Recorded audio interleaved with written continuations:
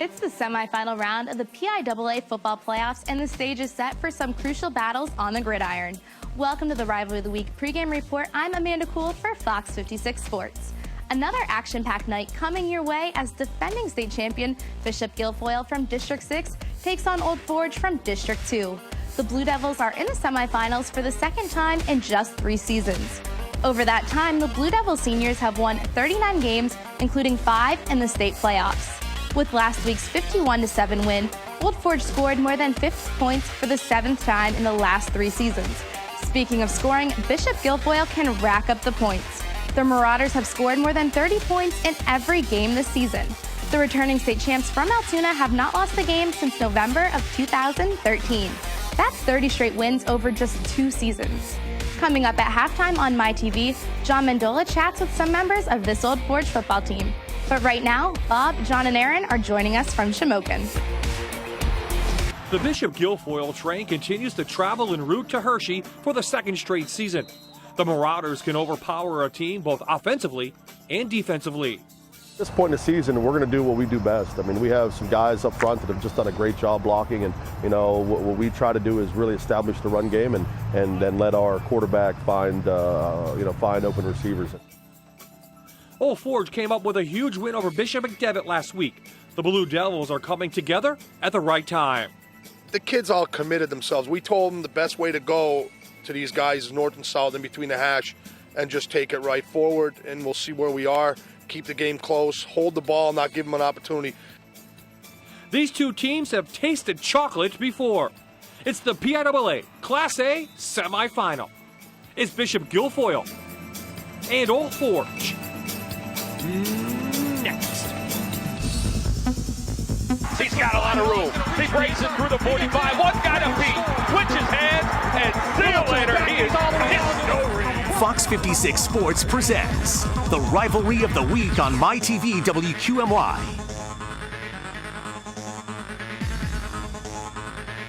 And the celebration starts. Winners go along. He's got touchdown.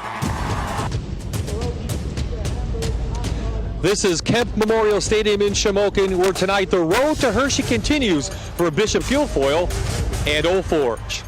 Good evening, everyone. I'm Bob Ide, and welcome to all of our viewers in Altoona and Johnstown, and of course our faithful fans in northeastern Pennsylvania. Joining me tonight, as he's done all season long, John Mendola from the Fox 56 Sports Show, and tonight WJAC Sports Director Jordan Canigliaro will join us. And Jordan, let's start with you. Let's talk about Bishop Guilfoyle. Boy, they average 46 points per game, a high-powered offense. They're led by Evan Chadbourne, one of the best in the state. Yeah, it all starts with him, 2,000-yard back rusher. He went over the 2,000-yard mark last week in the win over Cam Pale. Really a phenomenal athlete, and he can line up at quarterback. Of course, he'll split some snaps there with Josh Trivas, so you got to watch him. Comes from a great football family. His brother Brandon helped Guilfoyle win the title last year. He's now playing at Villanova, so Evan Chadbourne, one to keep an eye on tonight.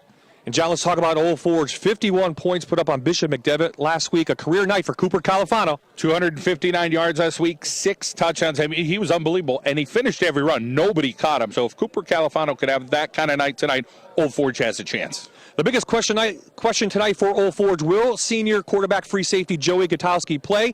Aaron Dugan will be on the sidelines with that report, and we'll find out when we start the game. It's the PIAA Class A semifinal between Bishop Guilfoyle and Old Forge.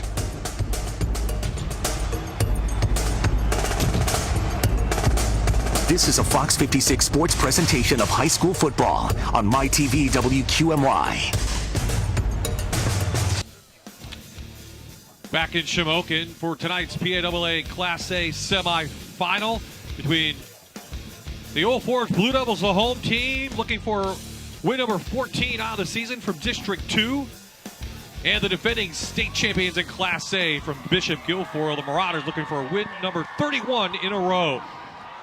Bishop Guilfoyle won the toss. They will receive. Jared Horn tees it up for the Blue Devils, and we are underway in Shamokin on the road to Hershey.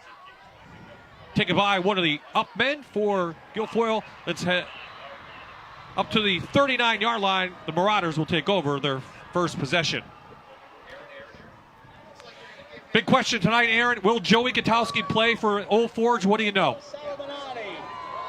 Well, Bob, the big question coming into tonight, would Old Forge senior quarterback and free safety Joey Gutowski play? He injured his right knee pretty badly last week, came out of the game, recuperated a little bit, went back in and re-injured that knee. He was out for the rest of that game. He didn't practice all week. He finally practiced last night with a brace that he's wearing right now. I watched him warm up a little bit. He wasn't moving around a lot, but his arm looked pretty good. He was cleared by the Old Forge doctor to play tonight. So the question is, Bob, can he play through the pain? We'll have to watch and see.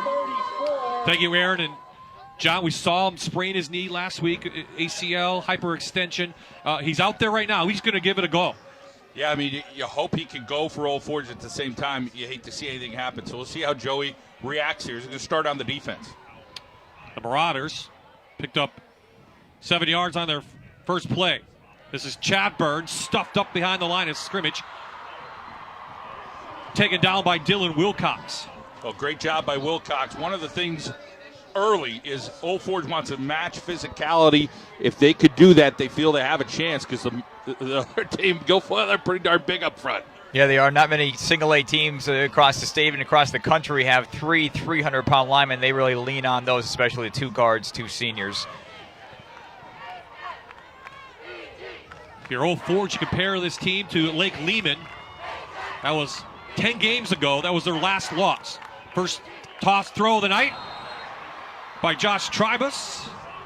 Off the target to Sam Keating. 4th down on the way for Bishop Guilfoyle. Well, not the way Guilfoyle wanted to start out. They figured, hey, we're just going to matriculate down the field like they've done all year long. They score a lot of points and give up very little defensively, but they can score in the 40s or the 50s.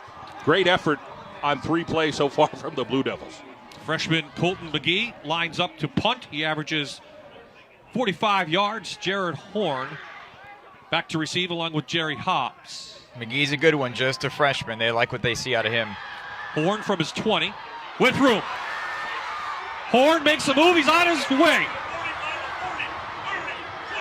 Just like last week, a big run opens the game for Old Forge. 80 yards for Jared Horn on the punt return.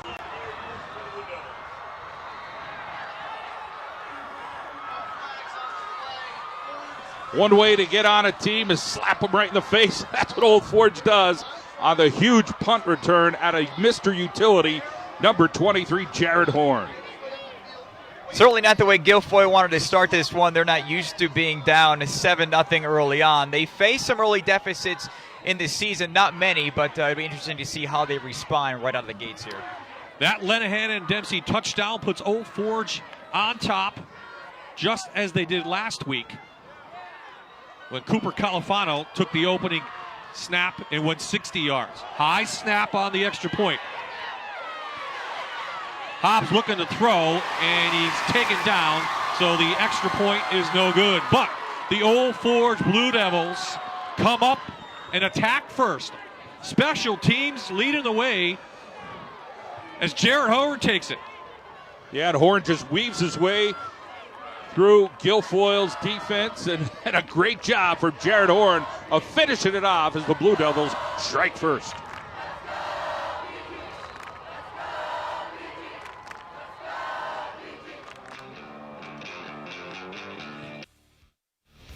We are back in Shamokin, a 3-0 for Bishop Guilfoyle and the Old Forge Blue Devils. On special teams, lead 6-0 with 10:23 remaining in this first quarter. So, John, things going positive so far for Old Forge. First, the defense comes up big, then special teams. Yeah, that's huge for them. But you got to watch the Marauders. Of course, they're going to strike back at some point, but nobody scored more than 14 this year against Bishop Guilfoyle. Again, taken by Michael Parrish for Bishop Guilfoyle, and they're not going to kick to Evan Chadbourne, just like last week they weren't going to kick to the Bishop McDevitt player. So here are the Northwoods Nissan starting lineup for the backfield. Aaron Yassalitis is the senior back there. He's a 1,000-yard runner, has 12 touchdowns on the season. When they do throw the ball, they look for Sam Keating, a senior, 16 catches on the year for 5 touchdowns. And again, Jordan mentioned big and strong up front. How about sophomore Daniel Ramsey at the center, 6'3", 308. The team that averages 451 yards total offense.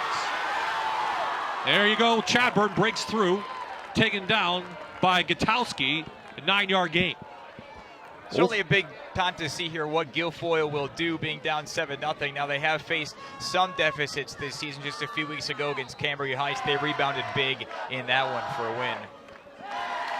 Bishop Guilfoyle during the middle of the season, Jordan, had 5 shutouts in a row. So this offense can put up numbers, but defensively too. Yeah, just averaging giving up about 4 points a game. So certainly they've already given up more than that. Chadburn, he'll do this a lot from the quarterback position. Wildcat, he runs up through. Good hit by Trevor Brown.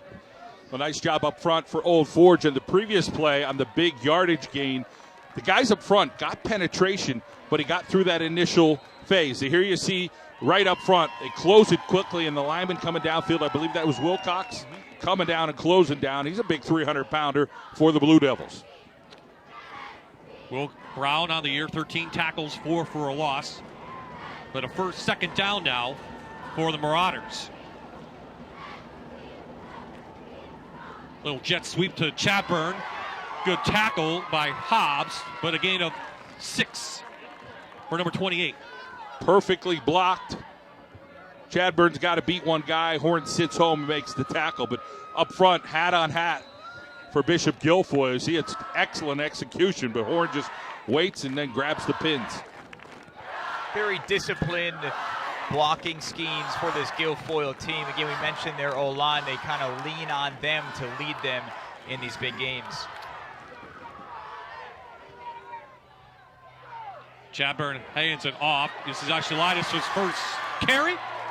First down inside Blue Devil territory. Pick up a 6.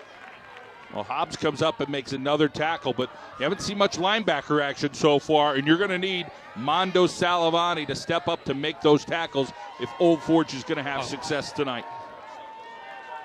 He just sounds like a good linebacker. He has Elias, though, really the heart and soul of this team. Lines up at fullback. He and Chadbourne, great matchup, the Old Forge backers against those two. Tribus in, completes about 70% of his passes. He finds his tight end. That's Federick. Good gain up to the 40. And now the defensive starters for the Old Forge Blue Devils. They give up 14 points per game. Canarella, big game last week, had 4 sacks in that game. He has 17 tackles for a loss on the season. Mentioned the linebacker, Salavanti, one of the best in the state, 165 tackles, 43 for a loss, 10 sacks. And Ian Hook, watch out for him, number 24. He was going to start, but Gutowski come off the bench, off an injury, and Joey's actually in there. Tribus, the quarterback, breaks through up to the 27-yard line. Travis can keep it. He plays point guard for the basketball team, so certainly a very mobile guy and can see the whole field. That's certainly one thing to watch out for, to see how many times he'll just tuck it and go. Mondo Salavanti missed that tackle. The other linebacker went the other way. Some great blocking up front. So excellent job. Guilfoyle just a hair away from breaking one here. They'll go to the air again. Out on the flat. This is Nathan Haig. Taken down by Hobbs. Close to a Marauder first down at the 16. There's so many weapons for this team. That's the thing. They got a lot of guys that are 6'1", 6'2". A few of them are 205, 220. So with 118 boys enrolled, and they have these kind of athletes, really remarkable. Guilfoyle for the first time tonight inside the Toyota red zone.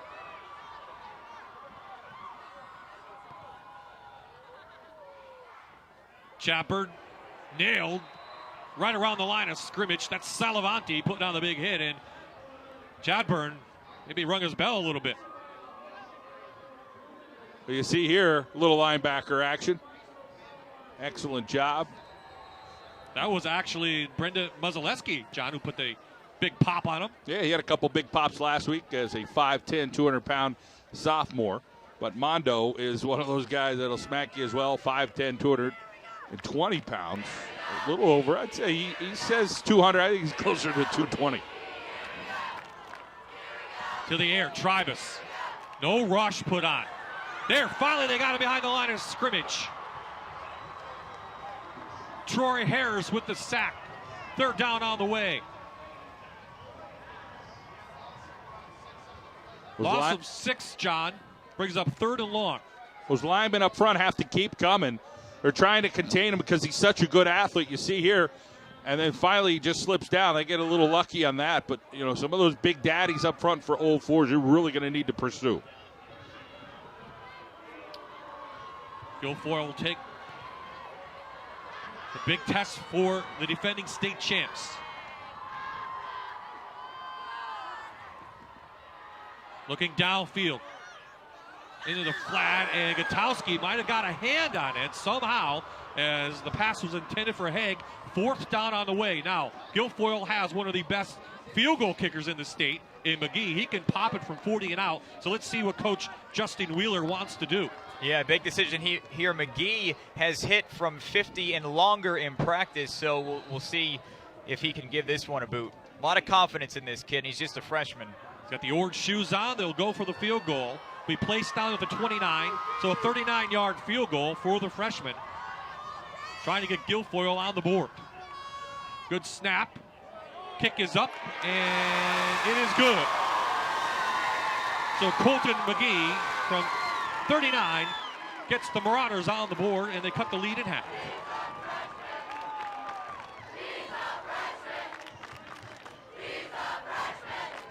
Not a surprise there from McGee coming through. He hasn't kicked a lot of field goals this season. 3 of 5 on the year. They've scored a lot when they've gotten down there, but certainly get 3 points on the board after falling behind early. Big for Guilfoyle. Nice drive, John, to get them back into the game, get some points on the board. Yeah, and you heard the crowd get fired up. He's just a freshman, the kicker.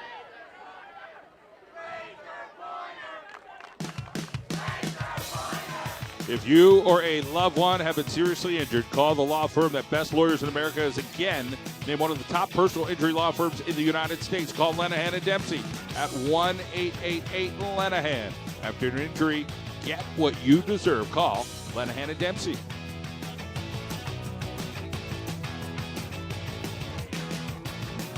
So the fog kind of moving in Shamokin after a warm day in Northumberland County of Pennsylvania. Guilfoyle, nice drive, 9 plays. Took about 4 minutes and change off the clock to get back in this one. So McGee teased it up for the 2nd time tonight. Ford and Palmer back to receive, and it's a kick taken by one of the up men. Might have lost the ball, and he brings it in. That was Lorenzo Febo.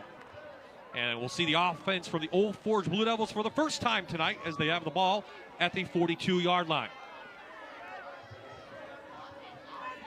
So Califano, a big game last week. John, 259, we talked about him.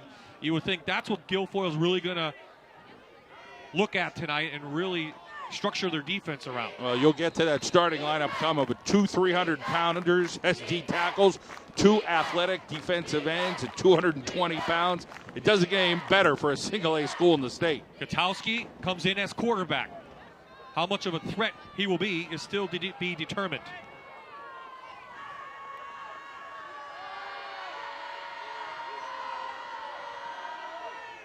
Califano taken down quickly. Line of scrimmage. And here are the Old Forge starters on your Northwoods Nissan starting lineup. Brendan Mozaleski, he also had a big game last week, 105 yards and 2 touchdowns. Watch for him to be a threat tonight. Jared Horn already has a special teams play, good receiver as well. 31 catches on the year, 4 for a touchdown. And the line up front is going to be tested. Andrew Bellis out there, just 230 pounds, but a senior. But he's going to go against some of the big boys at the tackle position for Bishop Guilfoyle. No running room at all. As Frederick is in there on the stop. This Guilfoyle defense, we mentioned how stingy they are. 7 shutouts in 14 games this season. That's why for Old Forge to get 6 on the board early is big, but now we kind of get back into the trenches to see how this one goes. I don't know if these linemen, I mean, you have to try to get to the second level. They're having a hard time with the first 4 guys, let alone the backers who are just free to do what they have done all season long. Let's see if the Blue Devils will go to the air on 3rd and long. Here comes the blitz. They pick it up. Gutowski, plenty of time over the middle, has a receiver. Nice catch inside Marauder territory. Jared Horn pulls it in. Big gain.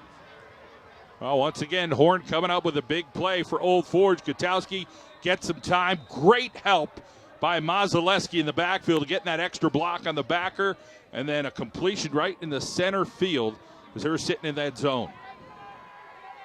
Pick up of 19 on the play. To give Gutowski all that time, he's going to pick you apart. You have to put pressure on him if you're Bishop Guilfoyle.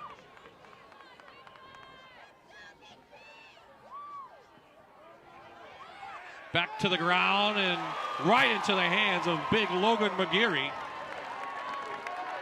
the 315-pound junior. You want to see a guy shake off a block. It might be the best I've seen all year long in Logan McGeary and the job he done. Oh, my gosh, that was unbelievable. 6'1", 315, the junior.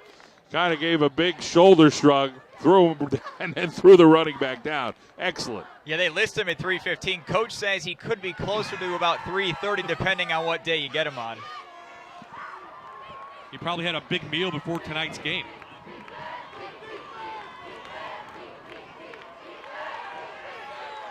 Gutowski out trying to hit Salavanti. Goes incomplete. So 3rd and long on the way for Old Forge. Good defense from the Marauders. Here are the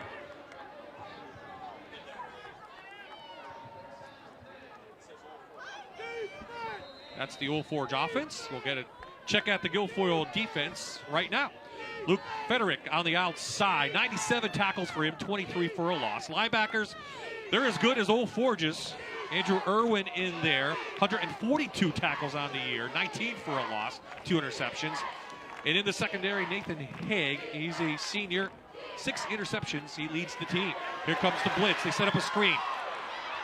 Califano running room. Califano shedding tackles to the 20. 21 yards for Cooper Califano. Well, up until this point, you haven't tried the draw or the screen, and you had to try it at some point. It was a perfect situation for Old Forge. The heat was coming on Joey Gutowski, and he held it just long enough. Bad wheel and all, excellent execution. Cooper Califano, first down, almost breaks free. If they're not going to put pressure on Gutowski, even with the leg brace, he's going to do that to you. So Old Forge for the first time tonight inside the Toyota red zone. Back to the ground they go, and again, nowhere to go. Irwin wraps them up. This is an outstanding group of linebackers on Guilfoyle. They're quick as well. They all run in the 4.5 to 4.8 40-yard dash range. A bunch of tackles between them. Of course, you have the Yadisolitis brothers and then Irwin. They really like Irwin. I think Old Forge is looking, hey, let's try to slow this down as much as we could, keep the Guilfoyle offense off. And the fact that Old Forge has been able to eat up a little clock and gain some yards is excellent with the lead as well. Try the fullback inside. Mazaleski going nowhere. So right now, the only thing that is working, John, is the passing game. I don't know, between the tackles tonight, unless you get a perfect job from your linemen, it's going to be pretty darn tough, I think, tonight. Yeah, those big horses that play on the O-line, they just flip back over and you see them on the defensive line. So those guys certainly can wear on you over the game. Take Cooper Califano out of the game is the key for Bishop Guilfoyle. Make somebody else beat you. So far, Joey Gutowski's been able to connect a couple plays, and that has helped Old Forge march down this field. So with 51 seconds remaining in the first quarter, Old Forge takes their first timeout.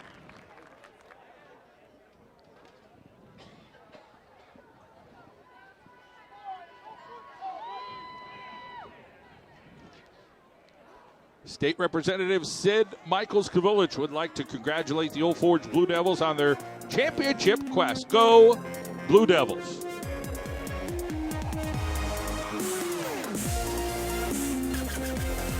Well, we know what Bishop Guilfoyle can do, 30 wins in a row, but how much does the Altoona people know what Old Forge can do, Jordan? Because talking to Coach Mike Schuback from Old Forge, they know they're playing a good team, but do the Marauders know they're playing a good team as well? I think they do. They looked at Old Forge this week, and they saw a team very similar to them. Big on the lines, a hard-nosed team that'll run it right at you, but that can also throw when they needed to. Of course, Guilfoyle, a local team from their area, Berlin, pulled off a big upset last week, upsetting Clairton, the Whitfield champ. So when they saw that, the message this week for Guilfoyle was, hey, anything can happen this time of year. Of course, Berlin playing Farrell tonight in the other semifinal, on the other side of the bracket. The two winners will meet next week in Hershey at 1 o'clock on Friday for the Class A championship. So 3rd and long, let's see what Old Forge has drawn up. Five-man rush, going to set up a screen, the middle screen. Salavante inside the 10 to about the 8, has a first down. First and goal, Old Forge. So twice they go to the screen pass, John, and twice it is successful. Well, if you recall 2 years ago when Old Forge needed that first down against Southern Columbia, I think it's the same play. They went to Shane Schuback at the tight end position. This time they do it to Armando Salavante, who gets the first down. And great memories back then. And it was here. Yeah, and it was right in front of us, right over by this 40-yard line. But Old Forge hoping to create new memories here in 2015. Some of these players, including Gutowski, were on that team that went to the state championship. Califano surveying, finds a little bit of a gap. Maybe a yard at best. Shuffle pass, speed. A speed sweep, something a little different here is what you're going to have to find. And we'll see what they can call. But just used to be able to say, hey, Joey Gutowski, he could just keep it. But with the injury, it'd be challenging for that. His first quarter is now in the books. So the number 3 ranked team in the state, Old Forge, leads the number 1 ranked team, Bishop Guilfoyle, after 1, as the Blue Devils try to add to their lead.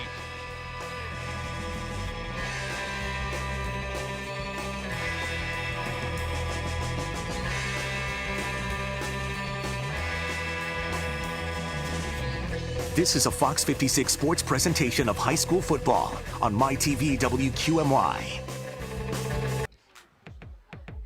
Cafe Rinaldi is a proud sponsor of the Old Forge football program. Visit Cafe Rinaldi for a taste of Italy in downtown Old Forge. Open for dinner Monday through Saturday at 426 South Main Street in Old Forge. Good luck, Blue Devils, from your friends at Cafe Rinaldi. Welcome back to Kemp Memorial Stadium in Shamokin. Bob Ide, John Mendola, Jordan Canigliaro from WJAC in Altoona, Johnstown, and our own Aaron Dugan on the sidelines. A very good first half between two of the top team, Class A teams in the state. And as soon as we come back, Bishop Guilfoyle calls timeout. Obviously, Wheeler didn't like what he saw there. Of course, this one already kind of feels like a heavyweight fight. Two heavyweights kind of feeling each other out. But we talked about how they kind of mirror each other a lot. Big up front, they like to run the ball, and you have a feeling that this game will kind of build to a crescendo in the second half. Again, John, Lake Lehman, for Bishop Guilfoyle, team that they lost to, but this is a different Old Forge team than we saw in week number 4. Well, they played their best football game of the season last week, so you always like when that happens. Of course, their schedule's a little different. They played a real tough Lake Lehman team. They kind of went through the rest of the schedule. They had the rivalry game against Riverside, but then they cruise. Now it's for real. They weren't happy with Wellsboro. They beat them by a touchdown. A lot of mistakes. Coach Schuback was not happy at all. They come back and they respond. Now they're responding to one of the best teams in the state of Pennsylvania, whether it's single A or double A or triple A. I mean, Guilfoyle is just pretty darn good. To be the best, you have to beat the best, and you have to go through Bishop Guilfoyle to get to Hershey. So second and goal on the way from the 7-yard line. They come out in the I, and here's the blitz. Califano stood up quickly by Irwin in the middle, maybe to the 5. We're just so impressed with the physicality of Bishop Guilfoyle. I mean, they have lightning quick guys, and they're just really, really physical. So you see Cooper Califano is going to get the football, but he is no matchup right now for a big linebacker who's just going to take him down. So, they got to figure something out. Again, they pulled the rabbit out of the hat a couple times on a third or maybe even a fourth down they're going to need here. You would think if Gutowski was more mobile, he would be a threat, but not tonight. They'll try the outside. Califano trying to get the edge. Gets a block. I don't see any flags. And it's a Lenahan Dempsey touchdown for Old Forge. First time they've tested the outside, Jordan, and it works for him. Yeah, they couldn't be happier with this start to the game, really, at this point. We talked about how it's not working up the middle, but to show some speed there, and it just kind of looked like he was going to get to the corner. Big start there, big score for Old Forge.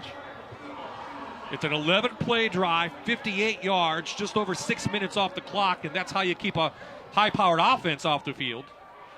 This time, the kick, they get the snap down, and the kick is good. So Old Forge marches the field. They extend their lead now to 13-3. Little Cooper Califano to the outside and able to slice on in for the score.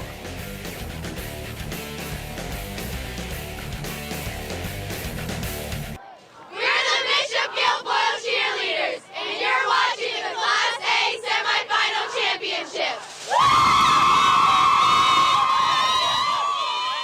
Not much to cheer about yet for the Marauder cheerleaders. Their team trailing by 10, Jordan, and you said this may be the biggest deficit they've had all year long. It is. They've given up 14 points twice this season, already given up 13. A little bit of shell shock right now on the Bishop Guilfoyle side. And again, they do not kick to Chadburn in the back. They give it to the same guy. He's taking it 3 kickoffs, John Barish. It gives Guilfoyle good field position at the 42.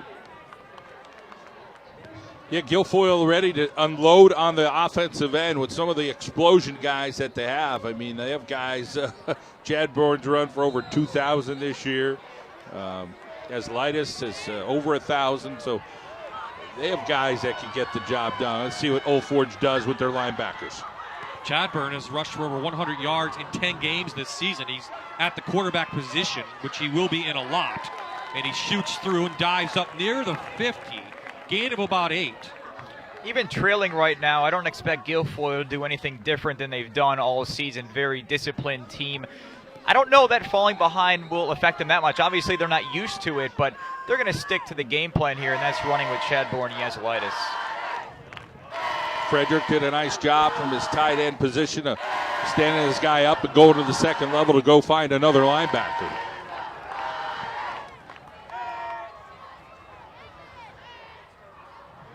Chadburn, he's belted at the line of scrimmage. Mozaleski in there along with Wilcox with a big hit. Mozaleski had some big plays last week, and of course up front for Old Forge defensively, it was Canarella that stood out. You see here Canarella in there, and they really needed him to step up. Mike Schuback mentioned that. He said if Mike Canarella could step up. He challenged him individually. Yep. He talked about his brother, AJ, who's gone to Assumption. Old Forge expecting the run. They get it, and I don't know. Second effort by Chadburn.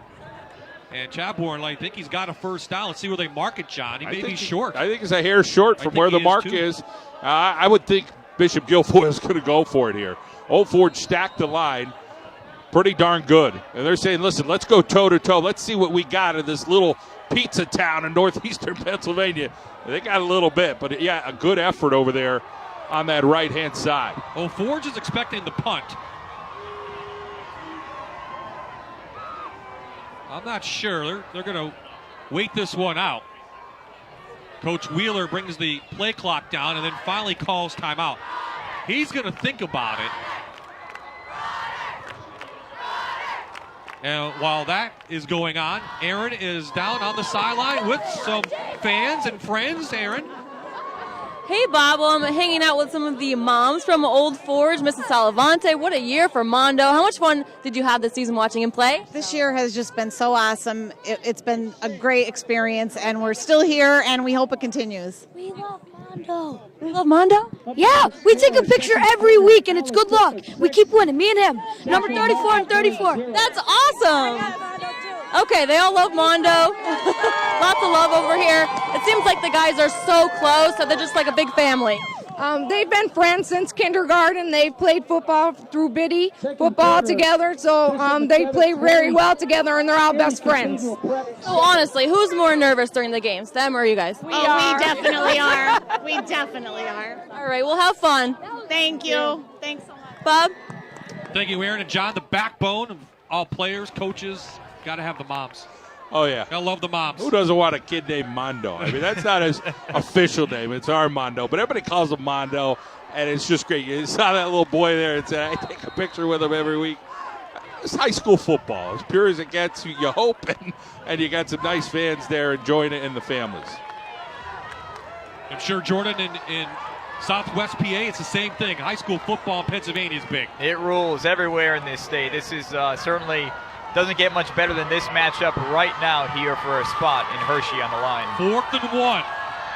Chadbourne shoots through and has running room. He gets out. He's going to be tough and take it down.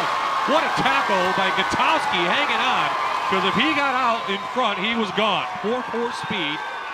Up to the 34, big game. That was the first thing I was going to say. Usually when you stack the line against a team with such great athletes, this guy or some guy will break it to the house, and he was a shoestring away from taking that to the house. Just needs a little crease somewhere in among those 300-pounders, and he can find it and take off. Inside Old Forge territory from the Marauders for the second time tonight. Shooting through again. This time Yasulaitis, number 23, taken down by Gutowski. Pickup of about 7 to the 25. And Joey's made a handful of plays from that safety position tonight. As you see, the first tackle is missed. But right now, that leg holding up for Joey Gutowski and a key part of this football game for Old Forge. If he can keep the offensive guys in front of him, he can make the tackle. He's not going to chase him down. Again, Yasulaitis and Mondo Salavanti flushed him out, found him, and made the tackle. Maybe a yard at best, 3rd down and short on the way. Mondo Salavanti said, you know who my mentor was? Shane Schuback. Well, he showed all of it right there. That was like a wrestling move by Mondo. Couple impressive stands early in this game by Old Forge. I mean, Guilfoyle hasn't seen many teams that can match up with them up front, but they're seeing it right now.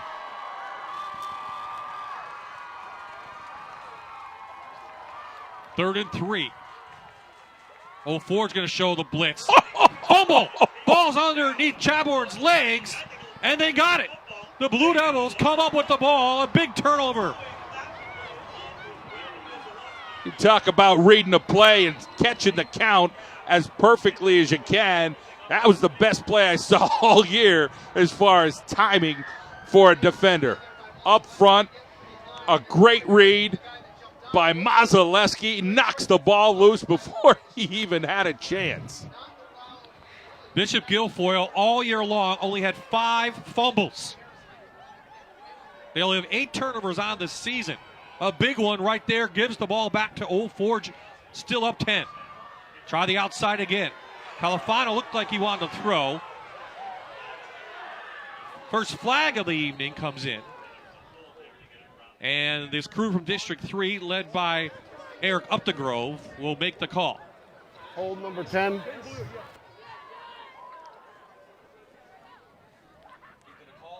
Well, we saw it as pretty clear as the officials saw it. A little holding on one of the receivers on the outside. 10 yards, spot of the foul.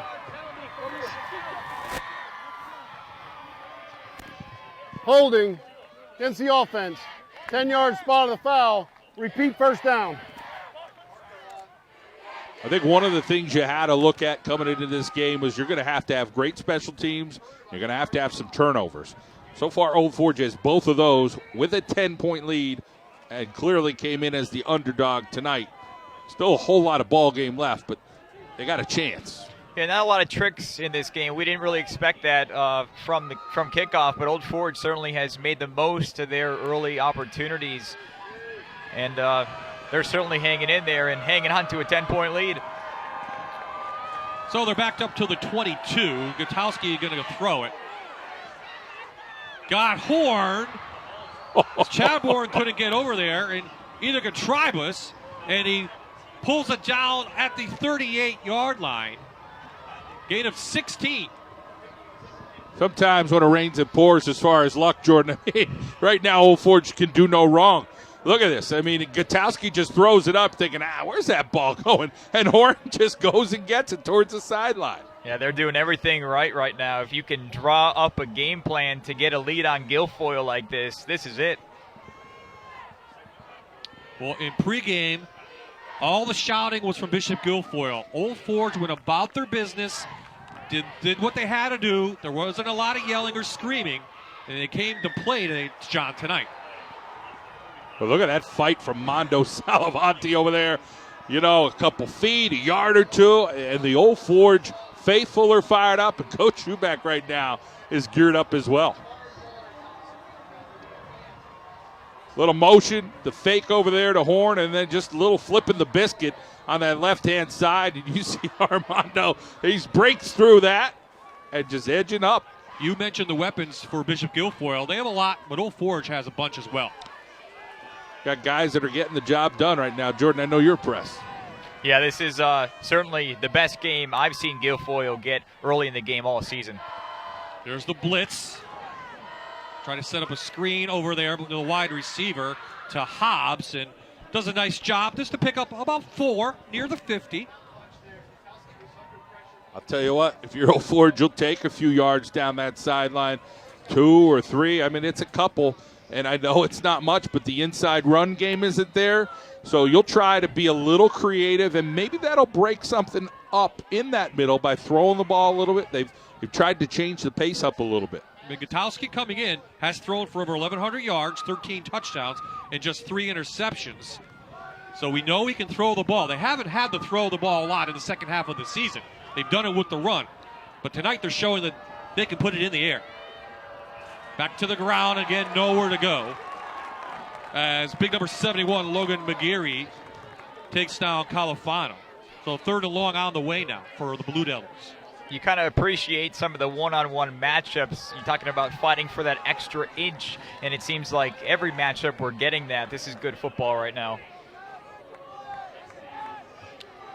Hey, doesn't matter if you cause them or you take them over. You can't turn the ball over in a game like this. And for Old Forge, that was a big turnover stopping Guilfoyle. Yeah, they gotta create 1 or 2 more this game to stay on top the way they have thus far. Big 3rd down here. Draw. Cooper had some blocking from Mozaleski. Nice job by the Marauders and Frederick to come in and sniff that one out. 4th down right at the 50. Let's see what Old Forge wants to do. I want to kick this as far as I could and bury him if it's possible. Well, you'll be under about 5 minutes when they start that drive. But Mike Schuback right now talking to Joey Gutowski on the sideline, and maybe a staff. Maybe they'll let the clock run all the way down, take a timeout, and then make that decision. Bishop Guilfoyle has already used 2 timeouts tonight, according to the scoreboard. And there is a timeout now on the field called by Mike Schuback and Old Forge. His team remains up 13-3 in this game.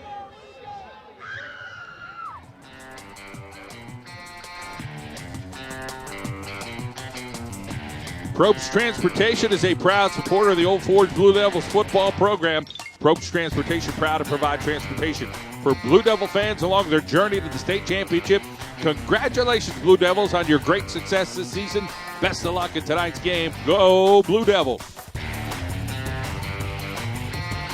John, you have to like what Old Forge is doing offensively tonight. I mean, the coaching staff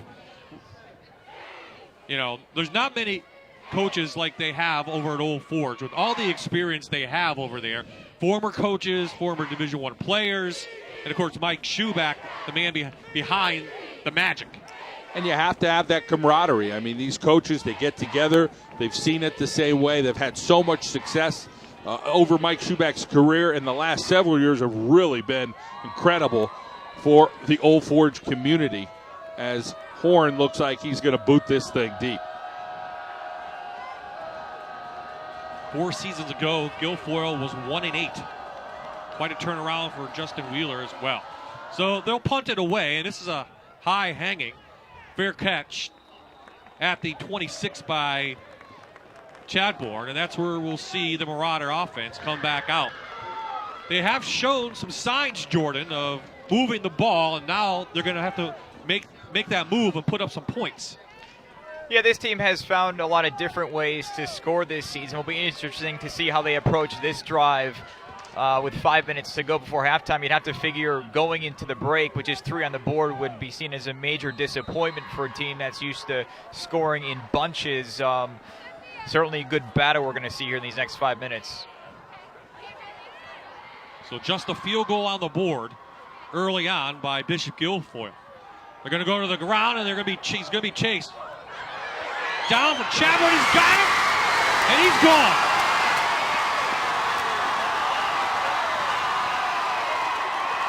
It's a Lenahan and Dempsey touchdown for Bishop Guilfoyle, and it covers 73 yards. Travis to Chadbourne. Chadbourne's so versatile. We talked how they can line him up at different spots on the field. Of course, he's used to taking it, running between the tackles, but he has that speed to get outside.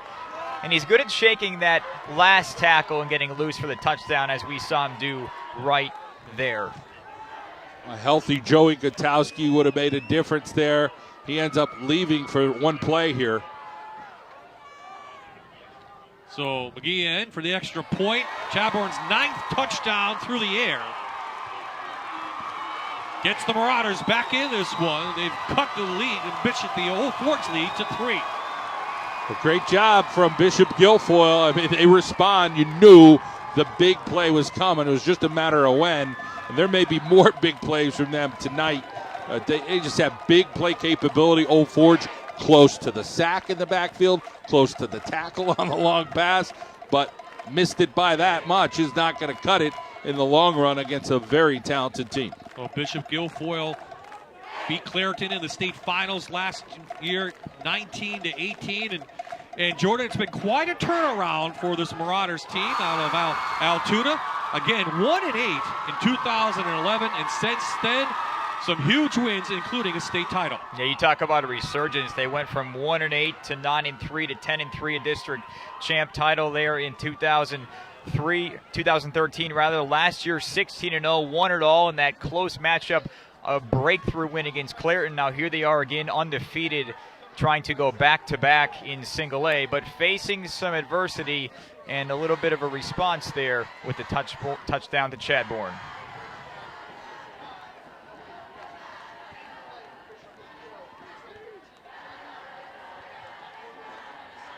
So Guilfoyle, which has a 70-0 win in their season, cuts the Blue Devil lead to 3 now, 4:47. And McGee, who can really kick it into the end zone if he wanted to, sends it down. This looks like Palmerton, John, on the left side, has some room. And he's going to be up to the 35. Well, Forge fans looking for a late flag. They don't get it. What a difference, though, John. 2 weeks ago, 11 penalties on Old Forge. Last week, in the game with Bishop McDevitt, 25 penalties between two teams. Tonight, we have just one, and it's been called on Old Forge. Yeah, that's always great for a fast-paced game. And, of course, you want to stay in tune and in check. And let's see if Joey's ready to come back in. And after he took the one play off defensively, maybe a little adjustment to that knee brace, he's back in it here for the Blue Devils. Well, Gutowski playing something Mike Schuback had pondered all week long. Finally got the clearance last week. He's made a big difference offensively with his arm. Califano, strong run. past the 40 to the 43, gain of looks like 8. Well, that's great for Old Forge to know that Cooper Califano could break through this tackle right here. A big, strong kid, and then gets downfield and then gets tackled by a 330-pounder. But breaking through on one of those linebackers, Irwin, who's 205 and has 142 tackles coming in, that's impressive.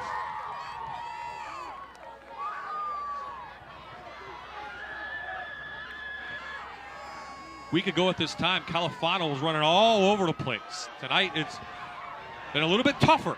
He's breaking tackles, and he's pushed ahead forward to near the 50, a first down for the Blue Devils.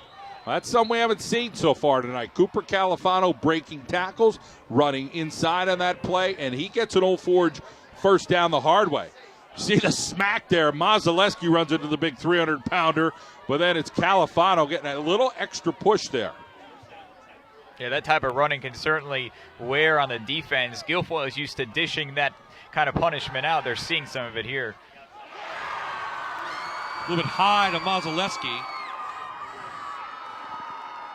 on the first down pass. Like the play call, though, John. Mix it up a little bit. Yeah, good job by Gutowski of faking that thing. They had him, but again, just a little high. Mazaleski probably a little bit shorter than who he had out there earlier in Mondo. But again, Old Forge now with a 2nd and 10 with 3:31 on the clock. In the other semifinal in Class A, Farrell is leading Berlin Brothers Valley 6-0 in the second quarter. Another knockdown drag out there going out in Pittsburgh tonight, very much like this game. Nowhere to go for Califano. He somehow regains the ball. Nice tackle, Josh Yasilaitis in there, along with Andrew Irwin. Loss of, almost 10 yards. Josh Yasilaitis, younger brother of Aaron Yasilaitis, but Josh younger but bigger. Certainly saw it with the big hit in the near strip there for Bishop Guilfoyle. Califano had his hand right on the defender's face mask, and then the ball popped out. And then they're battling a little bit, but not too often on a pitch play you're going to get that much of a loss. Well, 3rd and forever now, 19 let's call it, for Old Forge. If you're Old Forge, don't turn the ball over. Get a couple yards back and then punt it back to them, and that's what they'll do. Califano up through, gain of about 4, and now we'll see Old Forge give it back to Bishop Guilfoyle. See, does Guilfoyle call a timeout here, or is Old Forge going to try to run the clock down?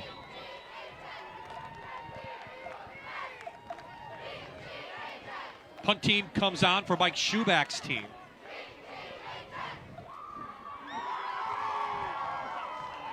So Jared Horn,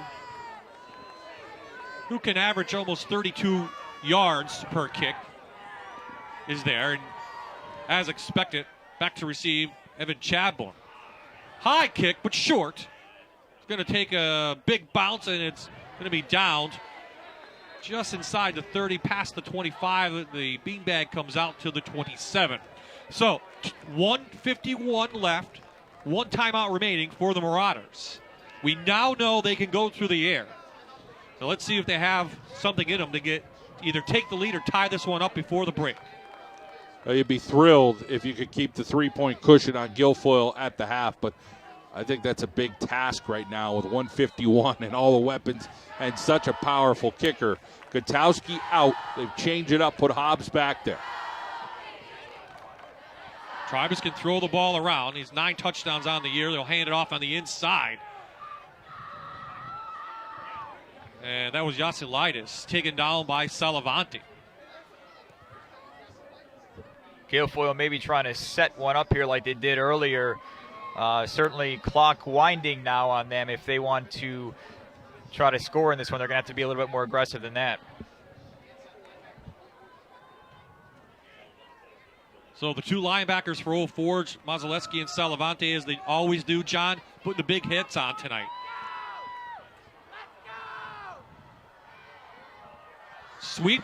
The ball's down. And who has it? Old Forge recovers on the pitch.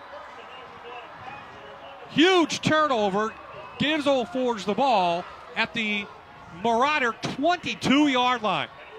You talk about the ball bouncing your way. That thing looked like that biscuit was going out of bounds. I don't know how he got it and stayed in bounds. You see the pitch out there, and Jarrett Horn has been a hero tonight for the Blue Devils. Mondo's on it. Mondo has it. The normally sure-handed Chadbourne, Guilfoyle, big mistake there. They're now going to give Old Forge a chance to pull further ahead and take a lot of momentum into halftime. And Old Forge gets the second half kick as well. So Gutowski into the shotgun. He's going to survey the field, survey it. He's not mobile. And he goes out of bounds. Wise decision, maybe should have thrown it, John, but stops the clock with 59 seconds remaining. Old Forge has one timeout left. Yeah, you feel for Joe every time he has, like, okay, he's got to move here. And here he's like, I don't want that big guy hitting me. I wouldn't either with one leg the way he's running. He's doing his best, and he's been a big difference tonight for Old Forge with where they're at up by 3. But they want one more play out of him here or there. Mondo Salavanti. Haven't seen him split out all year long. 4-man rush. Here comes number 5. Over the middle they go. Taken by Hobbs. Inside the 20 at the 18. So Forge now inside the Toyota red zone. And the time continues to wind down towards the end of the first half.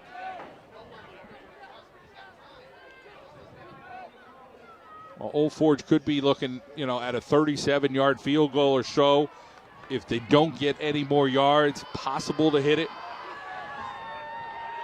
Haven't seen Horn do that much. Over the middle they go. Looking for a flag as Old Forge trying to hit Horn in the end zone and hits the ground. 4th down on the way.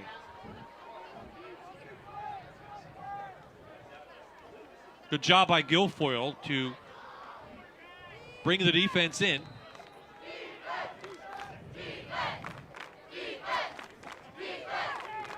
It's a tough call because if you do a hard out to the far side of the field, you don't get enough mustard on it with Gutowski's leg, that could be a pick sixer. So, be real smart on how it's going to go down. And maybe Mike Schuback thinking, I'm going to throw to the corner or what have you. They got a little time to think about it here as they call the timeout. Yeah, John, it's going to be almost a 35-yard field goal. And Old Forge had trouble on their first PAT attempt just on the snap. I mean, Horn can kick it, but he's not very accurate. He's not like McGee on the other side. So a big decision now for Old Forge. If anything, they keep Bishop Guilfoyle off the board going into the half, and that was huge for Old Forge to get that fumble recovery inside Marauder territory. You kind of feel like both teams would take what's on the scoreboard right now heading into halftime with 20 seconds left. Either side, you wouldn't want a big mistake.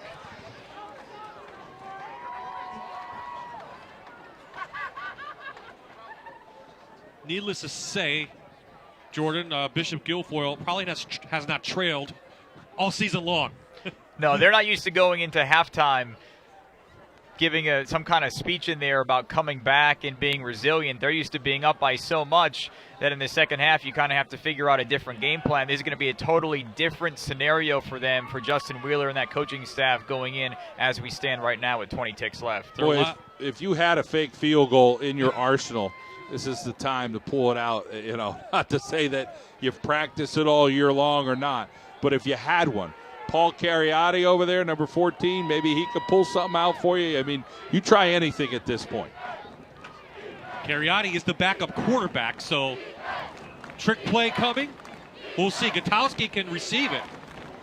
He might hobble down there, but he's a good receiver. He has good hands.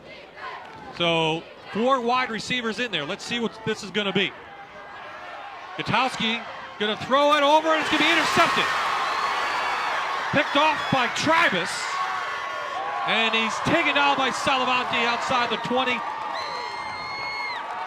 So the play fails for Old Forge. 6th pick of the season for Tribus. He kind of plays center field out there. He was ready for that one, and Guilfoyle was able to keep this thing at 13-10. Scary, he had nothing. He tries to make a play, and then they get it, and then you're thinking, this guy, there's a lot of room when you first look at this. Good thing Salavanti hustled like he did, because there's a whole lot of real estate in front of him.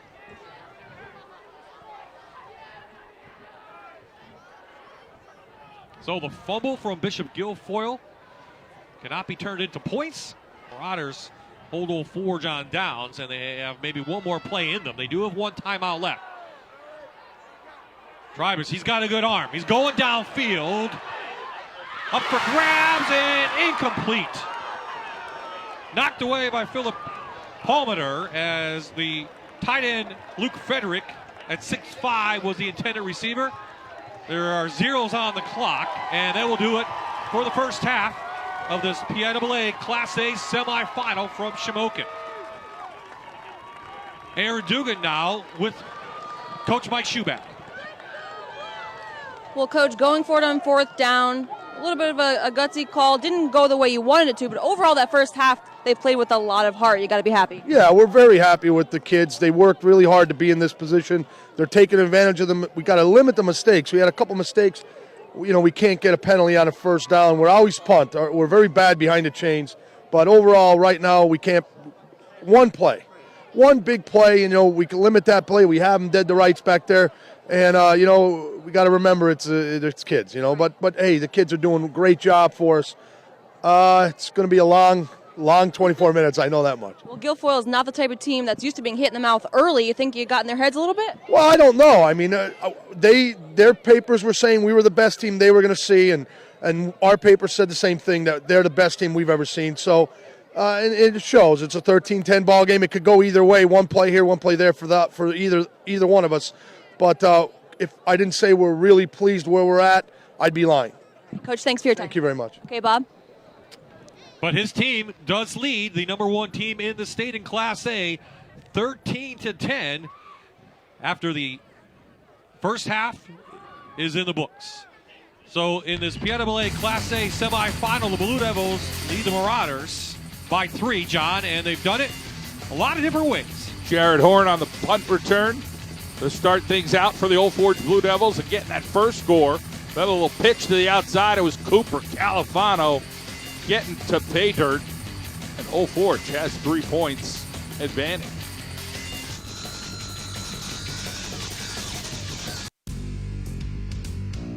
Thanks for joining us for the Rivalry of the Week halftime report. I'm Amanda Cool. As you may know, Old Forge is one of the most successful football teams in our area. And over the last 3 seasons, these seniors have gained some serious attention as they've won 39 games, including 5 in the state playoffs. John Mendola caught up with some of them earlier this week. We're in Old Forge for this week's Spotlight. The Old Forge Blue Devils, one of 2 area teams still playing some football this weekend. Mike, for you, a great effort from your guys. Best game of the year from your Old Forge Blue Devils? Yeah, Friday it was a complete game, a physical game, but I thought our kids did really, really well. Guys stepping up. Let's first talk on the offensive end. What a night and a career night for Cooper Califano, a night to remember. He'll thank his offensive lineman, I'm sure, but for him, he got a lot of glory that night and well-deserved. Yeah, we made a joke watching the film the other day that he's got to take Mose out to dinner and maybe some of the offensive linemen. The offensive lineman ate first Saturday or Sunday morning. So, but, the kids all committed themselves. We told them the best way to go to these guys is north and south in between the hash, and just take it right forward, and we'll see where we are. Keep the game close, hold the ball, not give them an opportunity. Cooper really embellished that. He really did a great job of it. Complete team effort, though. Everybody, even the wide receivers down the field, moved Mondo around. He played a little slot for us to get a guy on a guy down the field. He's really a good blocker. He's strong. So that was a big change, too, for us. But I was really proud of the way the kids handled it. And handling a little adversity with Joey going down with an injury. It may be a couple plays, maybe a series, shaking confidence. But then the momentum started and just kind of continued through that game with that. Well, I think anytime you lose an all-star player like Joey, it's like a shot to the gut, but you got to move on.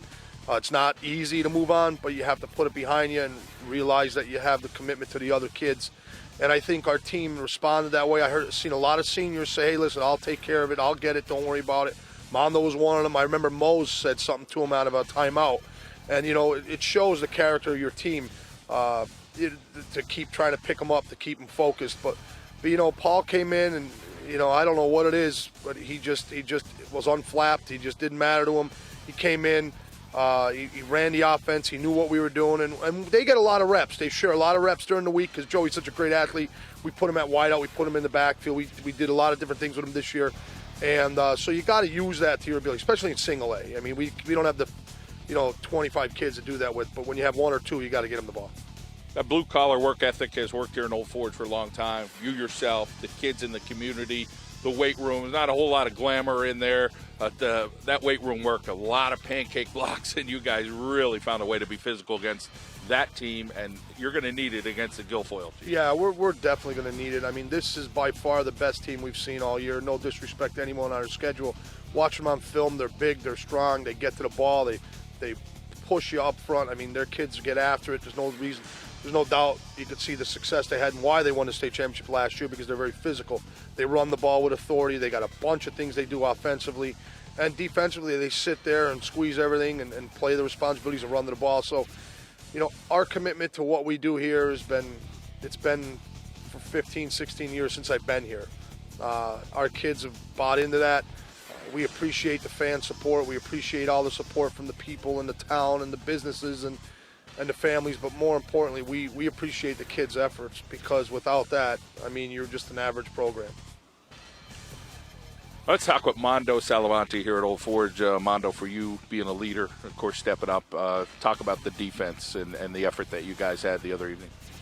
All week we just preached just running to the ball, having great effort, because Bishop McDevitt had a lot of great speed on the edge with Dante Mason and the wideouts they have over there, Vince DeLeo at running back. They had some great speed. We just really wanted to have some great effort last Friday, running to the ball every play, just doing your job. How about keeping everything in check? I mean, Coach, every time we talk to him, well, Mondo did this and Mondo did that, but not getting too big of a head, but trying to make sure you're a leader. Talk about that role that you've embellished this year. Well, one of the biggest things, you just have to stay humble through everything and just know where you came from, and just don't get too much into yourself, and just realize the big goal here is to win a state championship. And you got to take it one game at a time, but our big goal here is win a state championship. It's all about the team down here. It's not about one guy, one quarterback, running back. Doesn't matter what position it is. It's about one guy. It's about the whole team down here. Coach mentioned also that one of the things you guys all seem to take in is that team from a couple of years ago, that leadership that those guys had. What did you learn from those guys? Well, I was with Shane Schuback and Jordan Seco probably every day, playing the same positions that they played, and they were just great leaders. Shane's the best leader I've ever been around. He's taught me almost everything I know how to do nowadays. How to play blocks, how to play faster, play lower, stronger, just everything like that. Those guys were a great team. Talk about this year's team. Talk about some guys that really have stepped up for you. Obviously, everyone has, but in playing your best game of the year, who did you feel pretty good about after last week? Well, Joey goes down with an injury in the second quarter, and Ian Hook came in. He really gave us a big boost in the linebacking core, and Phil Palmer did a great job coming in for us in the secondary, filling in for Joey. Paul Cariotti stepped up big too on offense, I think. Cooper Califano from Old Forge. Cooper, for you, a career night. Probably never going to have a night like that again, although you hope to. But just talk about, we're coming back down to earth after having a night like that. Well, we always want to expect to have a night like that, because the way our offensive line is blocking, it could happen again, because they're playing the best they've ever played. You talk about somebody having to step up and being the playmaker. Obviously, everybody looking at Joey as being the playmaker most of the year in different positions, defense, offense. But you were the playmaker that night. Talk about taking that role, and just the holes just kept opening and opening up. Because we know once he went down, we really had to step our game up, because he's a big part of our offense and defense. And knowing that he was going out and he couldn't make the big plays, I knew I had to step up there. How about the explosion speed you had? Everybody you talked to, hey, this team's fast. McDevitt, you got to see him. Nobody was catching you. Nobody was close. Talk about that finishing speed. Because we knew they were fast, and I knew I had to kick it to another gear to outrun these kids, because they had a lot of fast kids on their team.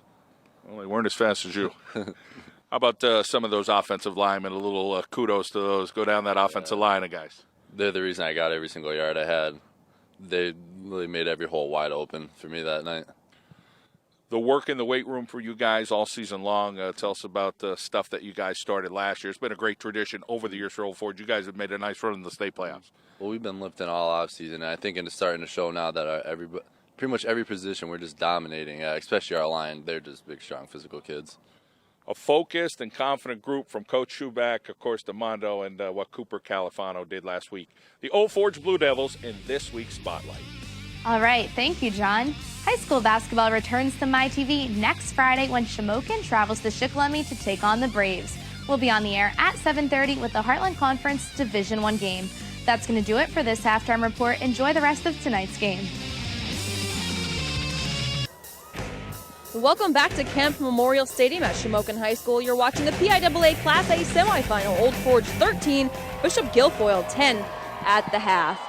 Bye-bye, John Mendola and Jordan Canigliaro in the booth. I'm Aaron Dugan on the sidelines tonight. Joining me for a special halftime interview is Chris Kaharski from PAFootballNews.com.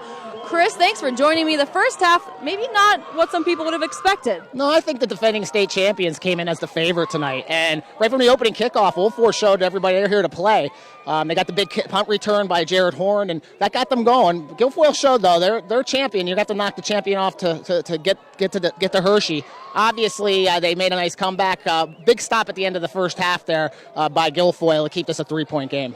Absolutely, and not the only good game going on around the state. What are some other hot games going on? Well, again, the semifinals, a lot of good football teams playing tonight. On the other side of the bracket in single A, it's Berlin Brothers Valley, who's a new team to the state playoffs against Farrell. Farrell's up at halftime right now. That's who will play the winner of this game. In Double A, Aliquippa, which is a lot of teams, people are familiar with that school out in western Pennsylvania. Darrell Rivas, Mike Ditka, they're up at halftime as well, trying to get back to the state championship game. In Triple A, Imhotep Charter's been our #1 team the whole season at PFN. They have been rolling over everybody. They're beating a good Saucon Valley team at halftime right now as well. Bishop McDevitt, a team we've seen in the state championships, they're up big going into the fourth quarter now as well. And all the Quad A games are tomorrow. Should be good games, though. Pittsburgh Central Catholic, obviously, who's been a state champion before, will play Cumberland Valley. And then on this side of the bracket, Parkland and Upper Dublin. Interestingly enough, to Northeast Pennsylvania sports fans, those two teams have a common opponent in Delaware Valley, who played both of them this season. So it should be interesting games tomorrow as well. It seems like the trend is there's a lot of new faces in the finals. What's going on with that? Yeah, well, no doubt about it. Guilfoyle is the last defending champion left this year. If they don't win tonight, we'll have 4 new state champions. Some of these perennial powers like Archbishop Wood and Clareton got knocked out in earlier rounds. And that's what's great about high school football. Again, we try to keep track of all the teams in the state. We kind of know what's going on, but you never know what the final result's going to be. And it's good to see some new faces. But obviously, this is the last year before classification, so we're going to see some even more new teams next year. All right, well, Chris, always great to talk to you. Very knowledgeable. And check out his website, PAFootballNews.com. Thank you, Aaron. All right, stick around. We'll have some stats and highlights from the first half when we come right back. You're watching live high school football on MyTV, WQMY.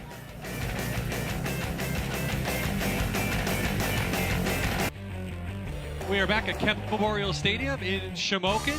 The PIAA Class A semifinal. Old Forge with a 3-point lead over Bishop Guilfoyle. Welcome back inside, everyone. I'm Bob Ide, Jordan Canigliaro from WJAC, out in Altoona, Johnstown, and my partner John Mendola from Fox 56. And John, Old Forge jumped off first on special teams. A big run by Jared Horn. Yeah, Jared Horn got Old Forge right on the scoreboard with a big return for them. So they did it with some special teams to start, as Jared Horn weaved his way through the defense of Bishop Guilfoyle, and Old Forge struck first. And a little action, Cooper Califano with a big first down on that screen play right there. Armando Salavanti, another third down play. Gets deep into the territory. The quarter changes over, and Cooper Califano punches it in for an Old Forge 13-3 advantage.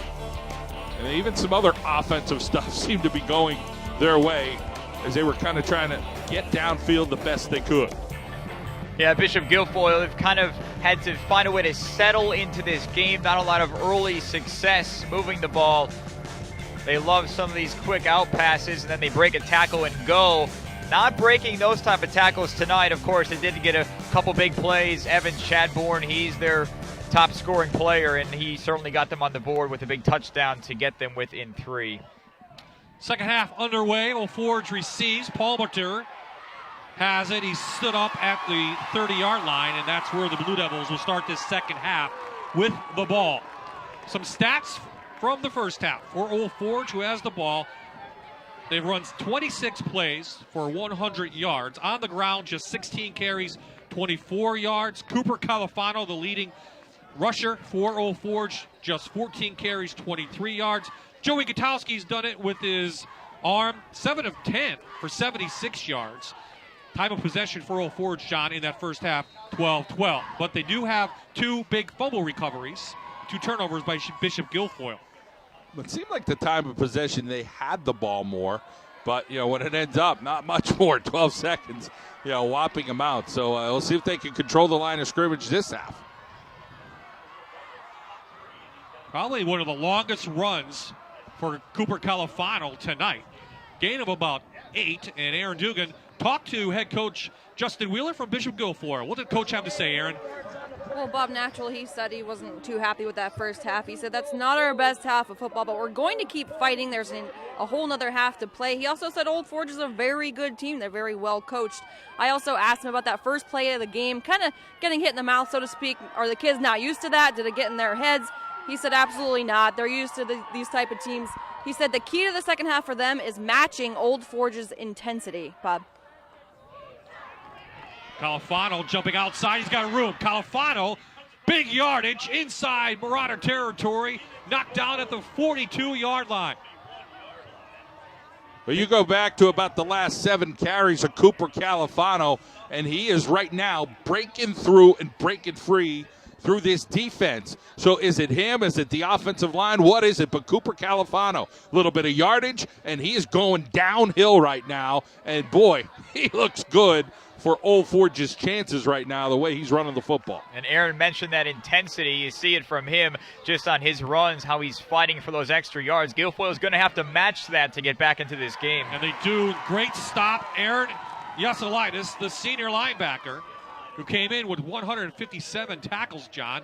Loss of 3 by Cooper. And I really expect Yasalitis, if they're going to come back, take the lead, it's going to come from him. He's kind of the heart and soul of that team, one of the toughest football players you'll find anywhere. So Yasalitis, expect a big half out of him to lead them. Textbook tackle for the leading tackler on this football team. Over 160 tackles this season.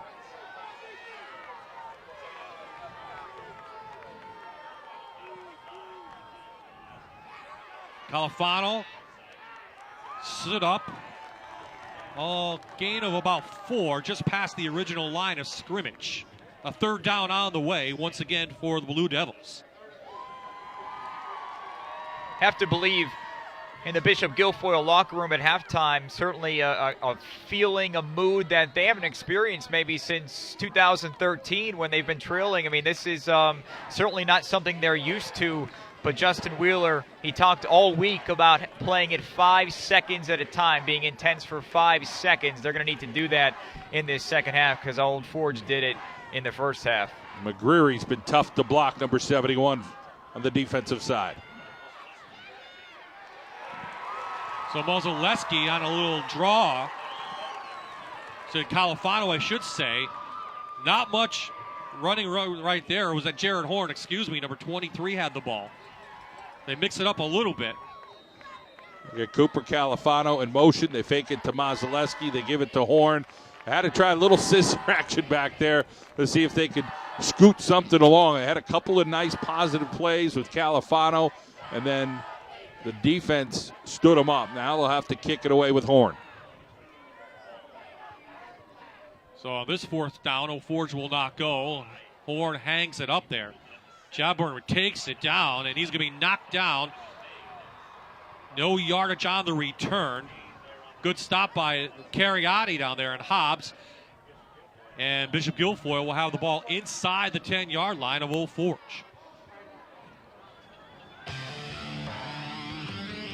Bernie Caps wants to wish Old Forge good luck on the road to the state championship. Bernie Caps has had a large selection of pre-owned cars and trucks for 18 years. Stop by, see our inventory at BernieCaps.com. Go Blue Devils.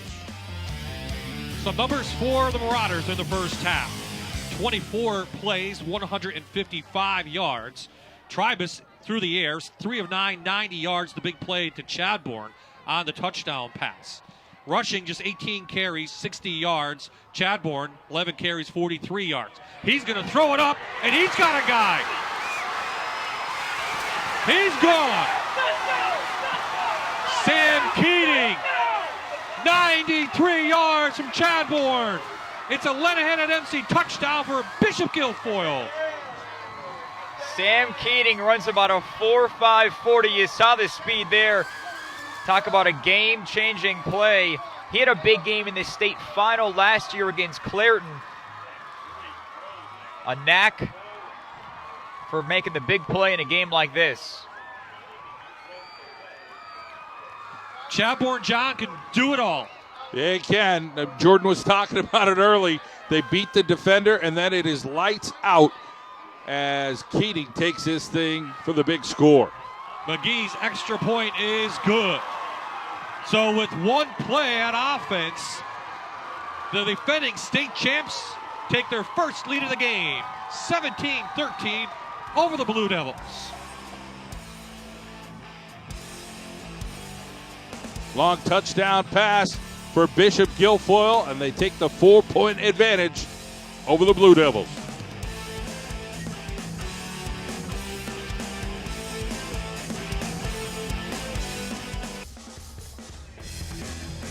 After a long weekend off, Elio Gitrielli Jr. brings back the finest pizza in Old Forge, made from the highest quality ingredients, always fresh dough, never a pre-baked shell. Come and taste the difference. Open Wednesday through Saturday, that is Elio G's. Needless to say, maybe Sam Keating's biggest touchdown, definitely his longest of his career. It's his 6th of the season, and it puts Guilfoyle back ahead by 4. Keating, another one of those veteran leaders on this team. He's played a lot of snaps of football. Keating has that ability to get ahead, and then as we've seen on several plays in this game, they make the play and then they shed one tackle, and it's 6 points the other way. One of the other things at play here for Bishop Guilfoyle, Berlin out of District 5. Right now they trail Farrell in the second half on the other side of the bracket in single A. And Guilfoyle really starting to take some momentum here. Of course, Berlin and Guilfoyle have rooted for each other these last few weeks. They'd love to face off in Hershey for the state championship next week. Both have plenty of business to take care of, though, in these second halves. So John, time to regroup for Mike Schuback, and they've been in this position before. Nothing new, plenty of time on the clock. Yeah, they're just facing one of those teams that just has everything. And how do you beat everything? You're going to beat them with some good, sound football and a little bit of luck. Luck and some good football the first half. They need some other stuff to hear in the second half. And right now they're facing that 4-point deficit to start things off.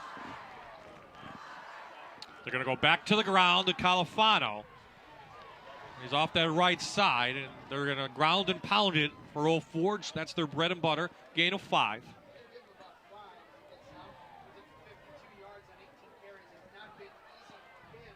Cooper Califano looking for some success. Mike Canarella, great job over there getting a block. Salavanti's leg gets kind of a couple people around. He's okay. He's pretty darn tough.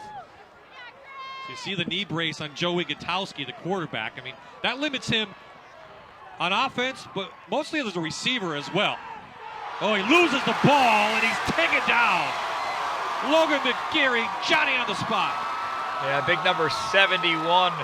We mentioned him, about 315, 320. He is tough to block, and he's only a junior. McGarry can get to the backfield in a hurry.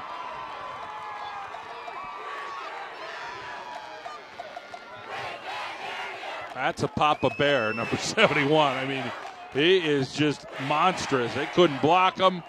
And if you're Joey Gutowski, you don't want to be staring at that with one wheel. My point before the play, John Gutowski is a very good receiver. Really can't be used at that position. Califano on the draw, going nowhere. Stood up by Ossolitis at the 11, and Old Forge will be forced to punt. You could cut the momentum right now with a knife here at Kemp Memorial in Shamokin. Everything feeling like it's Guilfoyle right now. Cooper Califano, he just had nothing doing over there. A couple of Marauders take him down. You get the sense a little bit of dangerous territory now for Old Forge, kind of pinning their own zone. Guilfoyle should have some good field position coming out of this one. Not sure if you want to kick it right to Chadbourne. He's at the Old Forge 40. And it's a low line drive kick, and going to let it take a huge Blue Devil bounce, and I mean huge.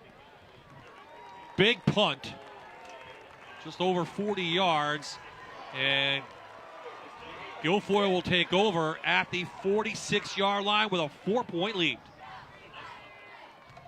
Another score update as well. The last we heard from the other side of the single A bracket, Farrell had taken the lead over Berlin 12-7. That was late in the third quarter. So a lot of teams, they say they don't look at what's going on, but two teams that play in their own neck of the woods, they certainly keep an eye on those things. But again, a lot of football to play in both of those games. John, Old Forge only gives up 109 yards on the ground. 174 total. It's the defense that's going to have to win this game tonight. Yeah, we haven't really even seen Chadbourne unleash yet. He is Studley with over 2,000 yards, averaging 10 yards a carry. We've seen his arm on the last pass, and here's his legs. Chadbourne to the outside. Taken out by Hobbs inside the 30. Chadbourne went over 2,000 yards last week against Camp Hill in the quarterfinals, and he continues to rack up the numbers. We mentioned his brother Brandon on the pregame show. He was a big part of their state title winning team last season. He's now at Villanova, and they expect Evan to play at the next level as well. 18 more for the junior, who's well over the 2,000 mark. He'll stay in that Wildcat, try to weave his way through, and finally taken out by Troy Harris. Early on, though, John, Old Forge had their number on offense, but since then, the big offensive line has done their job against the Blue Devils. Yeah, the Marauders are just Studley. I mean, they're getting a job done. Salavanti trying to reach over to get that. Harris ends up making the tackle. But they're all consuming up front right now in that defensive front. Chadbourne had 2 fumbles in that first half, which is extremely rare for him. It's probably motivated him now for the second half to hold on to the ball. They go to the air. Nowhere to go. He's got some running room, and he's belted by Salavanti after a gain of 1. Chadbourne was asking for it. He was open. We didn't know if he had much room himself, but Tribus ended up paying for that one. Held it a little bit too long, maybe. Well, looking around, he can't find anything. And Old Forge just couldn't get a beat on him. He's just so darn athletic. And then finally, Mondo Salavanti cleaning up. This is a team, again, that scored 70 points in one game this year and over 50 a couple times. Little screen pass themselves. Yaselitis sheds the tackle by Califano and then powers his way inside the 15. A first down inside the Toyota red zone for Bishop Guilfoyle. Aaron Yaselitis, bit of a quiet first half on offense. Of course, he's a workhorse on both sides of the ball, but showing a little bit of an extra burst now on that last play. Califano went high, got to go low. Mazaleski almost had him, but this is what the Marauders do. Break tackles and they finish. Looking for their second touchdown in the second half. Salavanti had a quick grasp of Chadbourne, and then Hobbs takes him out of bounds. Looks like the 5.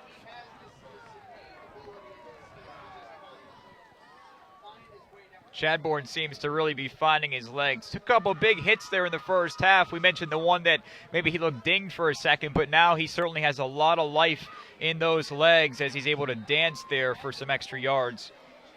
Boy, bringing back a little memories for me of Brett Veach out of Mount Carmel, his style as a running back, those quick legs, a little shifty, just got great body language when he's going through holes and around people.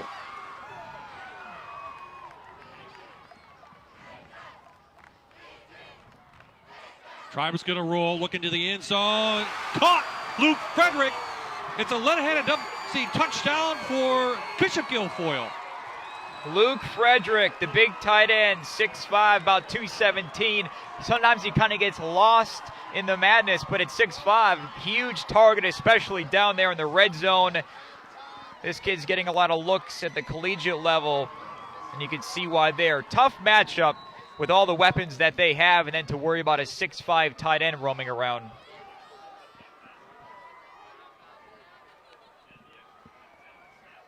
So 14 points unanswered from Old Forge and the defending Class A state champs, so showing they want to return to Hershey to defend their state title.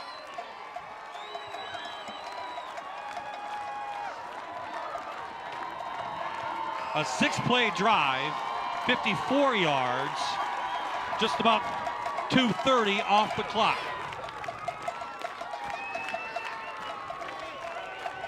And John, I don't think Old Forge has trailed this much since Lake Lehman. No burr. And here we go, Tribus. So many options down there. Rolling, Frederick, wide open, he's got it.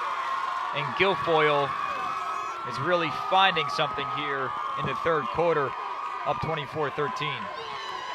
And they definitely have brought a nice group of fans from Altoona, including St. Nick is here.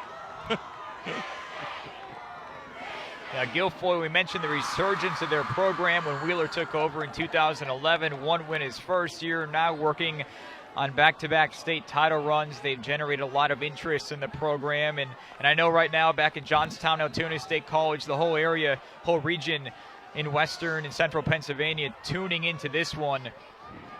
Two hard-nosed football teams in a great semifinal matchup. Old Forge looking for some special teams. And they'll take the ball up. Hobbs will to the 34. So we had a big question mark on Joey Gutowski. He's hung in there, John. Threw some nice passes, and here's our Birdie Caps trivia question, guys. In 2014, there was one common opponent. Both teams played during the playoffs. Which team was it? We'll give you a few plays to ponder that over. Maybe check your phones. How's the internet service here? It's very good in here. I will give you one hint. The team is from District 4, which we are in right now. They're trying to set up a screen. Great job by the Marauders. We've seen this one before, John, and they sniff it out. Who's there one more time? And he has been just absolutely studly. Logan McGeary, the 6'1", 330-pounder. Boy, you almost wonder if Gutowski had any mobility, John, what kind of factor he'd be in the game. Yeah, I mean, that's a shame for Joey, that's for sure.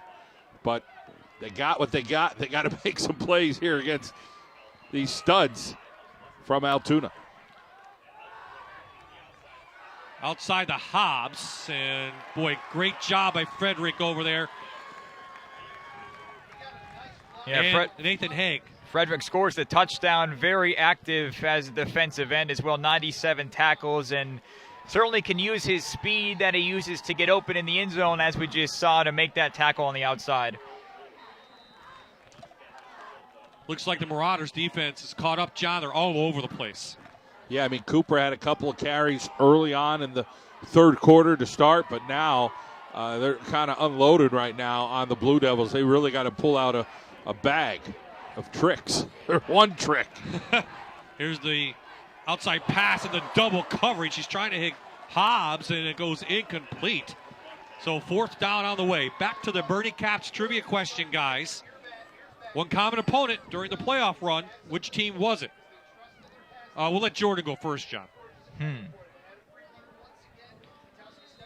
Well, Guilfoyle certainly they didn't see too many close games last season. I'm trying to. I think I'm stumped. Game. It was a close game. game. They beat okay. them. Go ahead, John. South Williamsport. South Williamsport. Okay. Yep. Old Forge lost to them in the first round of the playoffs, and then Bishop Guilfoyle beat South Williamsport 28-21 to get their first berth to Hershey. And that game was at Du Bois. And remember that game, John? Dominic Bragalone is now playing at Lehigh University. Freshman of the year in the Patriot League. So that was a big win from Guilfoyle. And then they, of course, went on to beat Clairton in the finals, 19-18, which was a huge upset. Clairton was upset this year, right? They were. By Berlin? Berlin, Brothers Valley last week. Clairton came in, all the hype, of course. You know, you figured they were going to get back to the state title, maybe face Guilfoyle.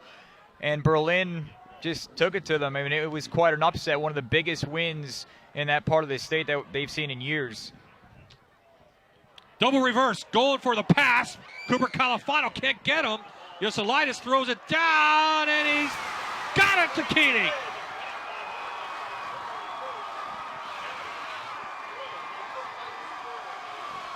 Sam Keating comes in with another big play. Guilfoyle really feeling confident now, pulling out the trick play. We saw that one developing for a while.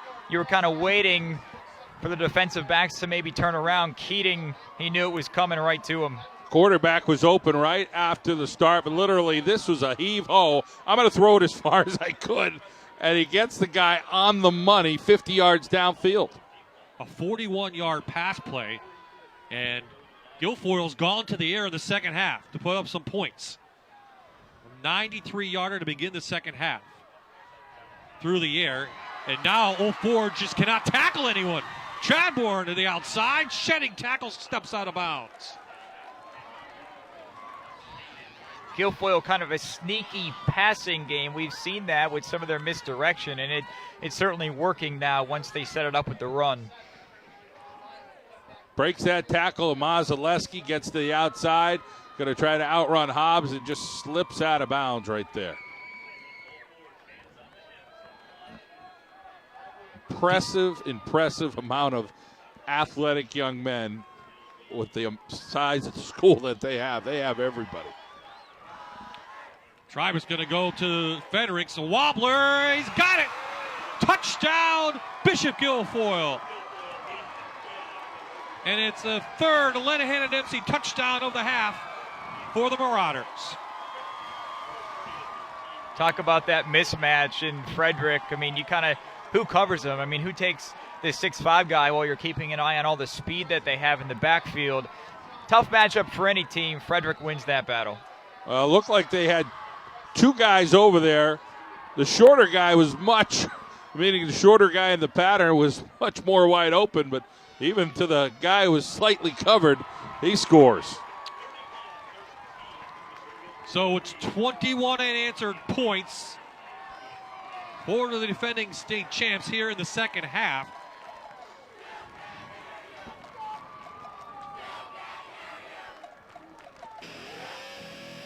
The staff at Marie's Diner wants to wish the Blue Devils congratulations on a great season. Visit Marie's Diner on Lonesome Road, winner of Best Diner, Best Lunch, and Best Burger Awards.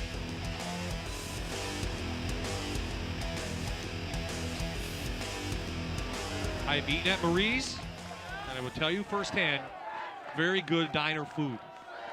One of Mike Schuback's favorite places to go. And maybe he'll buy. Last time he had me buy.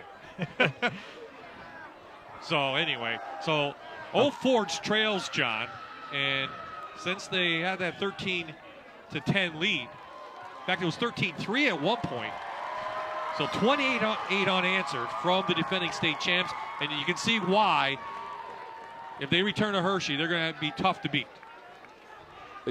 They have so many weapons. I mean, you have a lead on a team like this, but you can just see the can, the lid of the can come off, and they just expose you in so many different areas.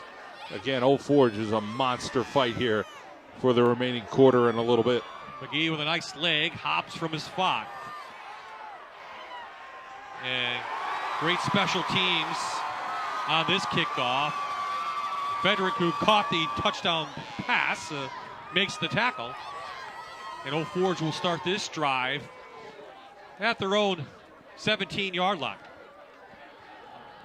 Bishop Guilfoyle just has that knack to kind of wear on teams.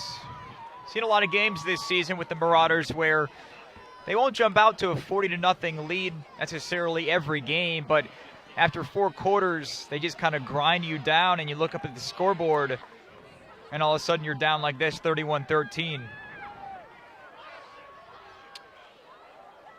So Paul Cariotti takes the reins over at quarterback for at least one play, and he hands it off to his fullback, Brendan Mazaleski, and maybe a gain of 2 at best.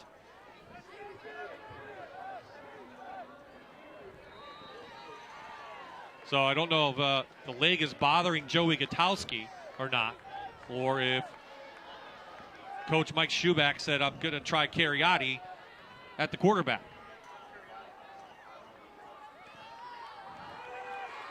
Califano can't get a block out there. Number of white shirts, including Keating, stacks them up, no gain. You get the feeling the Bishop Guilfoyle crowd now expecting a big play, a win on almost every down. That's how it's been through this 3rd quarter. Just waiting for him over there. Nobody even home to block him. Those Old Forge has their challenges here late in this 3rd quarter of getting a first down. I don't think they have one. So the Marauder defense, which gave up only 4 points coming in per game, has really stiffened here in the 3rd quarter. And another tackle behind the line of scrimmage. Yassalitis was right there to meet Horn. Yassalitis. A lot of heart and soul in that kid. You know, we figured that he would kind of be the one to rally the troops on the Guilfoyle side after they fell behind, and he's had a big 3rd quarter. So Bishop Guilfoyle comes out of the locker room, and they're making a statement to return to Hershey. 21 unanswered in the 3rd quarter, and they break this one open. After 3, Guilfoyle leads 31-13. Tribus to Frederick for 6 more, and Guilfoyle has all the momentum in this one.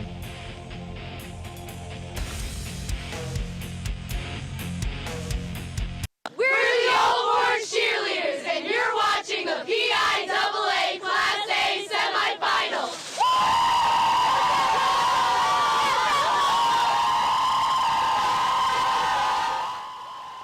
We are back at Kemp Memorial Stadium in Shamokin, and it's Bishop Guilfoyle who has broken this one open.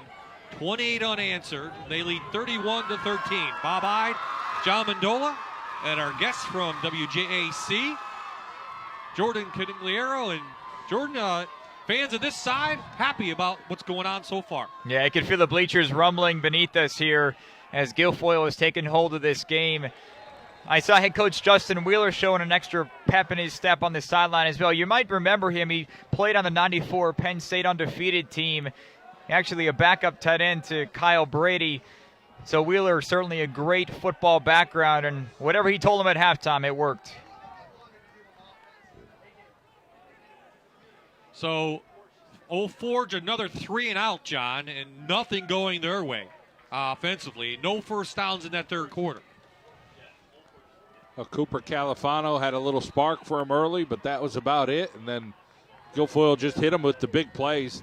Plenty of them. Just hard to contain these guys. They score a lot of points. So the Marauders 1 quarter away to heading back to Chocolate Town. Chaburn with a head of speed comes out, is taken down by Palmerter. Gain of let's see, 7. And Aaron has some happy people, and I see, Santa Claus down there, Aaron. Hey, Bob, I'm over here in the Bishop Guilfoyle student section. They're obviously in the holiday spirit. I have Santa, one of his reindeer here. Now, I know what you guys probably want for Christmas, right? Another shot at that state title? Yeah, we want another state championship, and Santa predicts another state championship. I came all the way down from the North Pole to cheer on my Marauders. Oh, yeah. Let's go! What was that experience like last year at that state game? Literally life-changing. The best experience of my life. Everybody was so happy.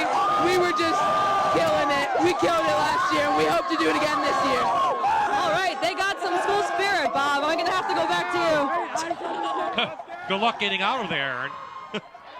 But high school football at its best, students really make the game, and brought a nice bus here. Good support from the Guilfoyle side, as they are officially the visitor team because they're on the bottom of the bracket. Old Forge is on the home side tonight.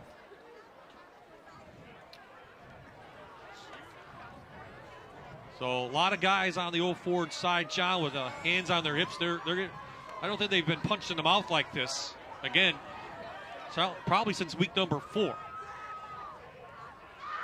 So Chad Bourne again sheds a couple of tackles, picks up a first down. This time now inside the 35. Gain of about 5.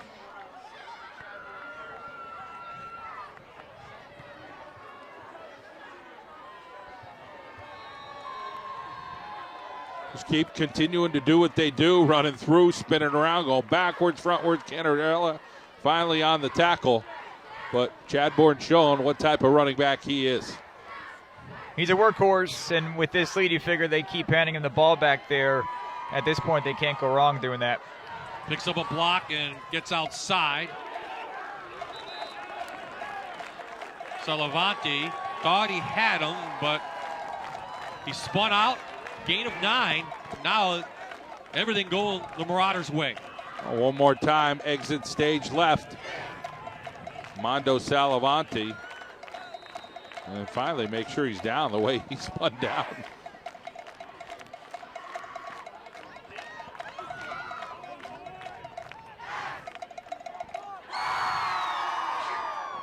Team coming in that averaged 46 points per game and 451 yards of total offense, and you can see why. He gets to the outside, he's got 4.4 speed, dives for the end zone, knocked down at the 1. They didn't give him the touchdown, and we have a flag down in the backfield.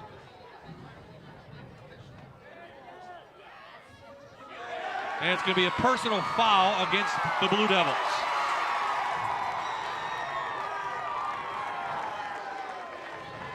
Went out of bounds just before the pylon. It's a personal foul against the Blue Devils. They're hitting some guys in the backfield. I think the official was right there to see that, and they made the call. At this point, Bishop Guilfoyle is just total control.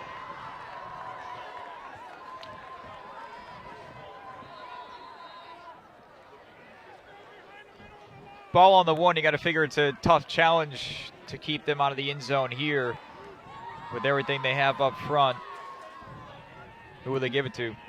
They go behind the 308-pound center, Daniel Ramsey. Travis does the honors, and it's a Lenahanna-Dempsey touchdown for Bishop Guilfoyle. 7 plays, just 46 yards. 9:01 remaining in the 4th quarter, John, and this one is getting out of hand if you're a Blue Devil fan. Just follow that big offensive line. That's why you have those 300-pounders. This guy could sneak right behind him. No match right now. They're just totally in control. First botch snap of the evening for Bishop Guilfoyle, but it doesn't matter. They extend their lead now 37-13. And they continue on their way to Hershey. Bishop Guilfoyle with another big drive.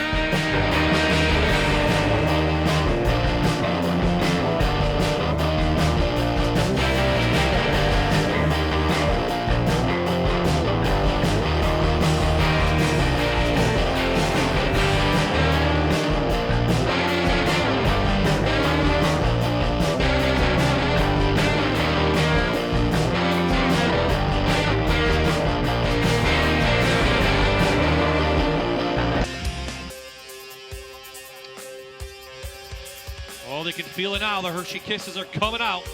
Their team looks like maybe headed to their second straight appearance in the Class A finals next week in Hershey.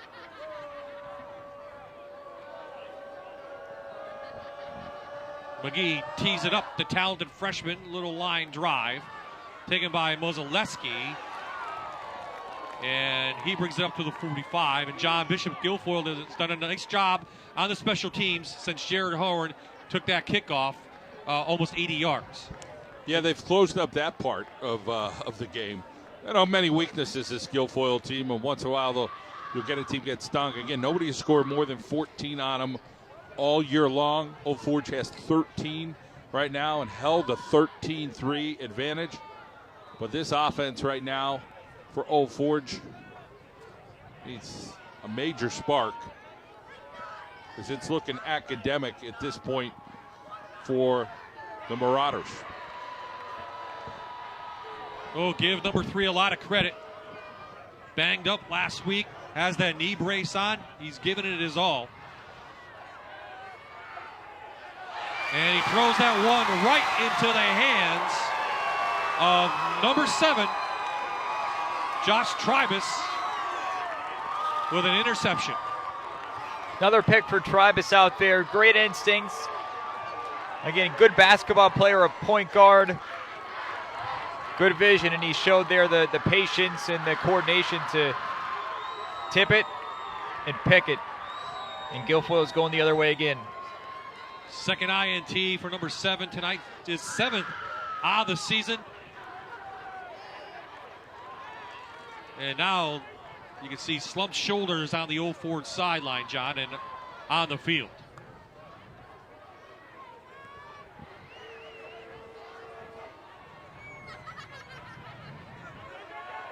Andrew Irwin, first carry of the night. They didn't go out of bounds. Touchdown, Bishop Guilfoyle. 48 yards. Andrew Irwin, his 21st TD of the year. Yeah, Irwin isn't, they don't always get the ball to him. I mean, he's kind of the 4th or 5th option sometimes, amazingly, in his 21st TD of the season, but a boost there out of him, and Guilfoyle tacks another one on the board. How many weapons can you have? I mean, Irwin literally ran over a would-be tackler and still stood up to take it in.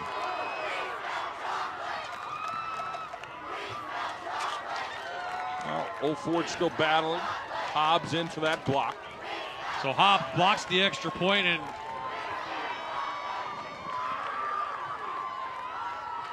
some happy cheerleaders down there, and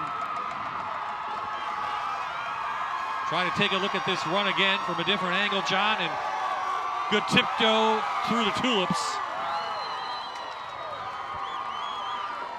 Thought he had him out of bounds. Officials were right there. Just ran over a guy and ran through to that end zone. This is what, these games are close. A lot of times at the state playoffs, and then one team just kind of unleashes, and that's what we got tonight. Yeah, Old Forge came out, really punched them in the mouth in that first half. Guilfoyle maybe didn't expect that, but they were able to find a way to rebound and change the storyline here in the second half.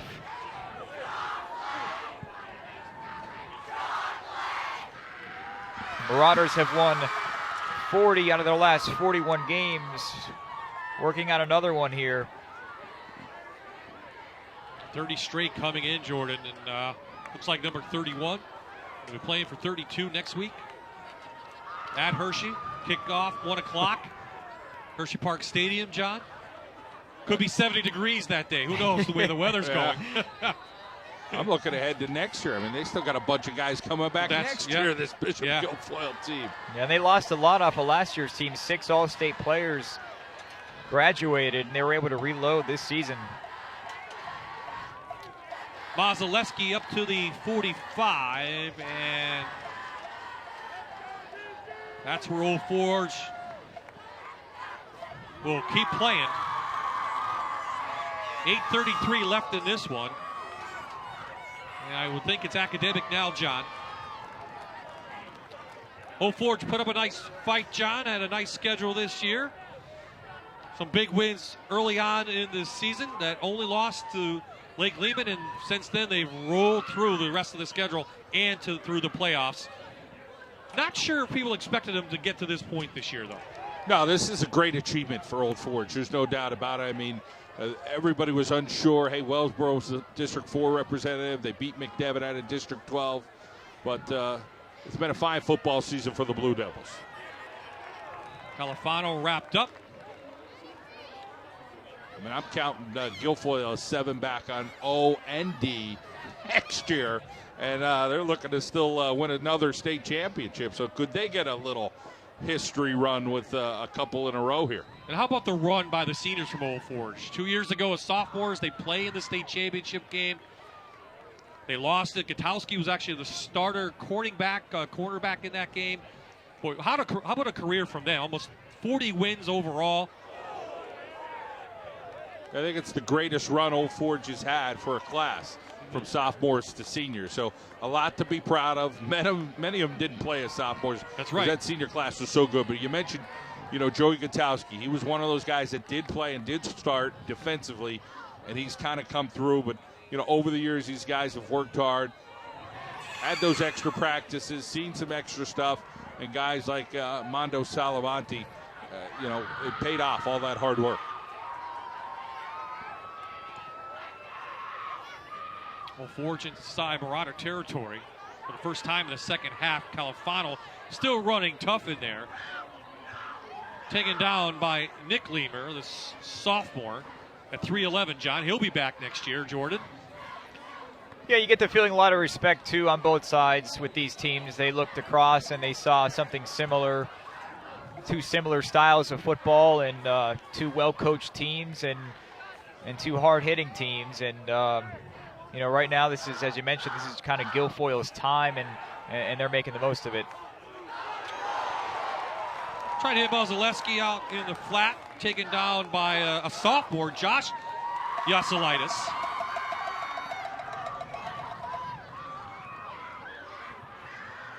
Maz comes up a little hurt there. But you look at the closing job over there from number 40. Nice sized kid. Yeah, at 5'11", looks a little bigger than that. Yeah, he is. And Justin Wheeler's been able to get some of his underclassmen. A lot of playing time over these last 2 years, and it's paid off. A lot of their sophomores have a decent amount of starts in the books already, and it helps them in a game like this. Califano still running tough. Up inside the 35. Knocked out of bounds.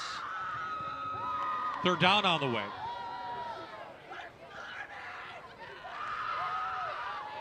He's had a nice 2-year career, John. I mean, they had some big backs before him. Iskevich was back there during one of the runs, and really Califano's come in, gained almost over 3,500 yards in 2 seasons. And a great week, a memorable game at 6 touchdowns last week, but still trying to get something done here in this football game. Stop the clock, pick up a first down, and now Old Forge suddenly moving the chains, but maybe a little bit too late.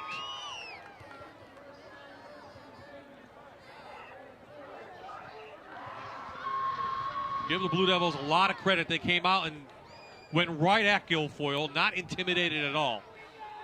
Held the lead at the half. In the second half, different story. Sometimes you don't want to wake up that sleeping giant. Yeah, and they certainly are, especially look at the two lines. Tough to maintain inside against what Guilfoyle brings up front. And also a very sure tackling team, as you see right there. Justin Wheeler, again, he played tight end at Penn State, but he's a defensive coach at heart. He was a defensive coordinator before he became a head coach at Bishop Guilfoyle. He came from his own alma mater, Penn Cambria. He was a DC and then came over to Guilfoyle. And their defense, they lead with their defense. The best overall in the state last 2 years. this season, giving up, as we mentioned, just around 4 points a game. Certainly impressive. See if we can get an update from that other game, Jordan. Jared Horn with a carry. Berlin was clinging to a late lead against Farrell.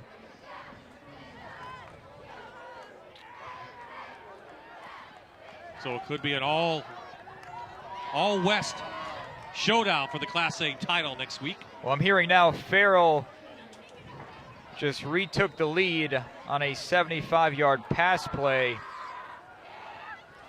So it's Farrell back in front of Berlin Brothers Valley. Will Guilfoyle be an A team next year? 118, I believe they will, John, right? So they could be defending state champs next year if everything goes their way. Cariotti carries it. Go to 6 classifications next year, so things will be spread out. And again, just an update, Farrell back on top of Berlin now. It's 26-21 with 44 seconds left. That game being played out west at Penn Hills High School, just outside Pittsburgh. Again, we thank everyone in the Johnstown, Altoona area watching this game on MeTV. Glad we could bring it to you. And, of course, all of our fans throughout the season up in northeastern Pennsylvania for Fox 56 Sports and WQMY. Cariotti into triple coverage, and it's knocked down. Clock stops with about 5:04 remaining in this game.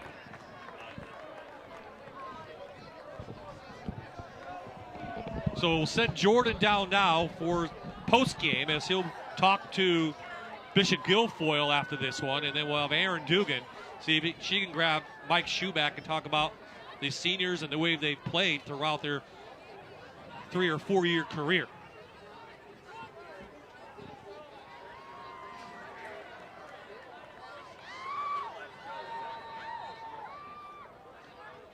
So a very impressive showing from the defending state champs, John. I don't know much more we can say. They're a total team. Yeah, everything. They got everything. They got physical. They're big. You know, they got a little bit of everything. That was fourth down. They turned it over on downs, did Old Forge. Timeout called by the Marauders, and I think that's to get the starters off the field, and a big standing ovation from the Guilfoyle faithful, as you might expect. And I'm sure they were a little nervous in the first half, John. I mean, they were down at halftime. Yeah, Old Forge gave him a good shot there in that first half, and of course took the advantage of them, had a lead, but you know, Guilfoyle's just too good to contain the entire football game.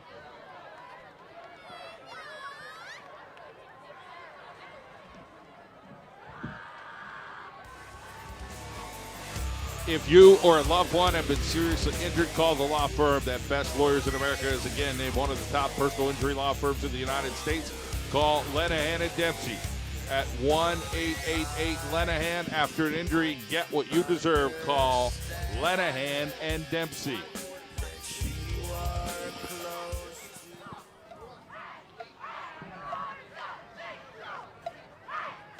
So at Kemp Memorial Stadium, new quarterbacks, some new running backs in there for the Marauders, as taking over quarterback Mark Conrad. He's a sophomore as well. John, we have been spoiled the last 3 years between Dunmore and Old Forge. We've been to 3 semifinal games. We've seen 2 teams play in the state finals. You know, a little disappointing you're not going to Hershey this year. Well, it's so tough to get there, and you run into a buzzsaw. The first thing that comes out of my mouth is, is I ran into a better team. I think Bishop Guilfoyle is just outstanding. Were there some things you could have did to maybe win? Maybe. But Guilfoyle is just that good. They're one of the best football teams I've seen this year. But District 2, once again, well represented throughout the state. And, sometimes people think, it's District 2, but I think around the state, The respect is at a high level. Yeah. Bishop Guilfoyle just going to run the football at right-hand side. Nice effort from Salavanti. Again, a real fine career. Wants to take his game to the next level.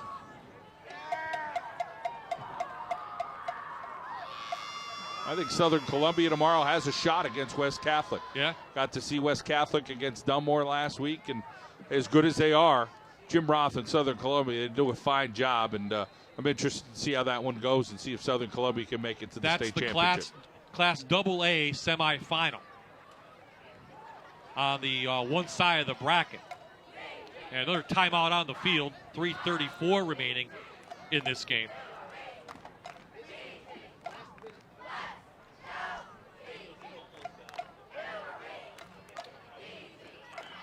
Well, Jordan is gone, and we'll do our best to comment on the Bishop Guilfoyle schedule. They play in the Laurel Highlands Conference out there, John. And, boy, you just look at the numbers that they've put up throughout the season.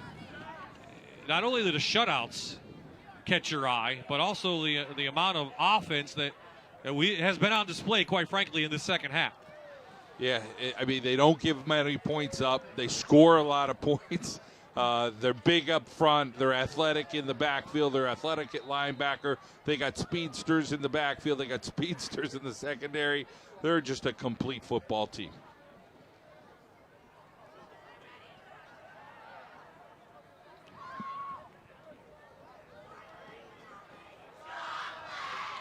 Pass out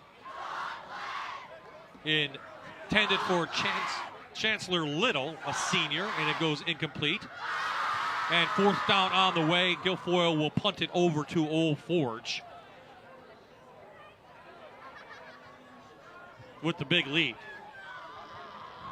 And still some coaching by Justin Wheeler over there on his sophomore quarterback. Tribus will be back, number 7, the starter. He was just a junior, and John talked about all the juniors coming back for the Marauders next season. So, John, now as a player, and I know you played in games like this. What's the feeling from Old Forge? I mean, the kids are out there, and now you know the game is pretty much over. You want to keep fighting, but how much do you want to be back out there? Well, is it difficult? I was in one of those games at the end of my career. It was against Gary Brown, and we were losing 9-7. Williamsport. We're beating Williamsport 9-7 going into the fourth quarter. Well, final score was 34-15. Our final play of the game was a touchdown. So I was in the huddle just kind of trying to say, guys, let's go score. Let's end on a score. You're one of those guys, you just want to go out with a fight as best you could, one play at a time. We were down at that time, 34-9, but we want to just keep fighting, and you got to play. Hey, that last play of your high school career for most of these guys will be the last time they ever touch a football. Very few go on to college. And then when you get to college and you got to make it, and then you got to make it work, it just so many careers don't continue. So you soak it up, you try to make as many plays as you could and get that feeling. There is Joey Gutowski wearing the knee brace. Talked about him throughout this whole game. Mike Schuback very worried about him coming into the game. Did get cleared by the doctor and really has played well, John, what he could do, especially in the first half throwing the ball. Missed him on defense, though, I think on a couple of those long pass plays. Yeah, it's been challenging, but I think we may see Old Forge try to get these guys out and say, hey, it's been a pretty good run. Clock stops here. 3:20 left in the game. I think a timeout on the field called by Old Forge. So, John, we turn our attention now to basketball and a little wrestling. Next week, we'll be back in this area, District 4, as we have Shamokin and Shikellamy, two of the favorites in the Heartland Conference, going head-to-head. And then, hey, a big wrestling match coming up as we begin 2016. Two of the favorites in AAA, Delaware Valley and Scranton, going to have their dual meet. Yeah, that should be a good one, between those two. Of course, a little Shamokin and Shikellamy, always a great rivalry between those two. So the timeout to get the seniors and the starters. A big round of applause from the Old Forge faithful has taken place. And now we'll see some of the backups come in for the Blue Devils. As Mike Schuback wraps up his 14th season with the Blue Devils. And he's done quite a job in Old Forge, getting this team twice in 3 years to this part of the state playoffs. John, I don't know much more. We both have a good relationship with Mike, and I don't know, between all the coaches and Mike Schuback, I mean, just a great group of guys and some great coaches that really love the kids. Yeah, they do. And, how many years do you have left in you, to keep it going? Yeah. Coach Curry's and the Coach Hens's. Coach Donato's been at it a little bit, but, it's few and far between. You get those 20, 30, 40, 50-year coaches for that matter. The Coach Schuback added 14, 15 years. His son will be at Lackawanna College next year as well. And then at some point, he's going to move on. Maybe he wants to go see him play. So, still loving the game, still loving the kids in Old Forge, and it's been a tremendous program. But you look over on the other side with Justin Wheeler. He seems like he's just getting started here with Bishop Guilfoyle, and he really has things going at the highest level right now for Guilfoyle.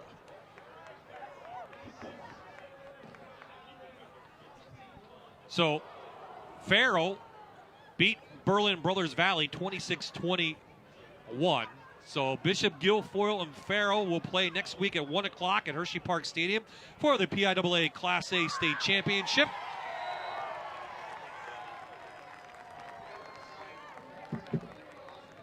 As we roll out the last 2:35 here in this semifinal game from Shamokin. I want to thank, of course, the PIAA and the NHFS Network over the last couple of weeks as the Fox 56 sports team will wrap up another successful football season. John, had some good games this year. Anything stand out from you, high school football-wise? Well, just taking the little run through the playoffs that we have. Getting to see some of these squads. Of course, getting to see Old Forge the last couple of weeks has been nice. Yep. Getting to see Dunmore play this year. And, of course, seeing Scranton Prep win a district championship. And then there's been some good football here in northeastern and central Pennsylvania. And, of course, proud to give it to you. And we're fortunate to give it to you. And, of course, a lot of local businesses here in northeastern and central Pennsylvania have made it happen. And our crew. There's no one better, no team better in the state at this level, John. And you make the comparison to football. And we're not ESPN and we're not up there, but we've won 2 awards for our production staff, and again, they've done a remarkable job in this football season between the director, the camera people, the audio people, the graphics, replay, producers, everybody. As Michael Barish is knocked out of bounds inside the 10 now. 1:45 left. I know the guys are looking forward to going inside, though. Gets to this time of year, and remember last year we were out in the cold in Loyalsock, and it was brutal. And then Dunmore game 2 last year was cold. We've been lucky this year, but I know the guys are looking forward to get back inside a little bit, cover a little basketball and wrestling. Yeah, 1 week we'll have some hoops for you. Not too far from here. No, right down the block. I'll probably go home first, though. And then see you at Shikellamy next week. Yeah, you won't stay here for the week, huh? No, I don't think so. That should be a very good game, though, next week. I've seen both teams play already. So Justin Wheeler doing a nice job. He's going to just take a couple snaps. I know these players on the field want to score, but, this game is over. It's 43-13. Take a couple knees and move on to next week. So kids are ready to get on the field if they let them here. Congratulate their team. Jordan Canigliere will be down on the field after the break. Talk to some of the players and coaches from Bishop Guilfoyle, and Aaron Dugan will try to get Mike Schuback for Old Forge. There's a whole lot of chocolate getting thrown out there right now. Well, from this place, upwind, you might be able to smell a little bit in Shamokin. So we're under a minute. One more play to be run out. Congratulations all over the place on the Guilfoyle sideline.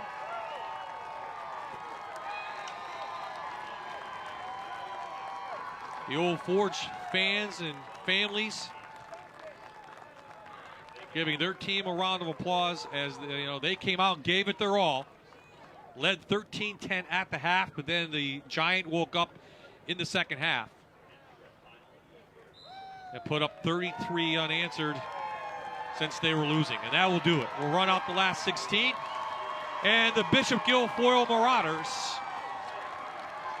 will head to their second straight Class A state championship game.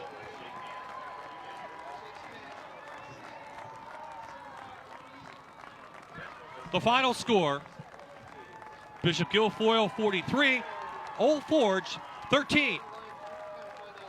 The Northwoods Nissan postgame show is on the way.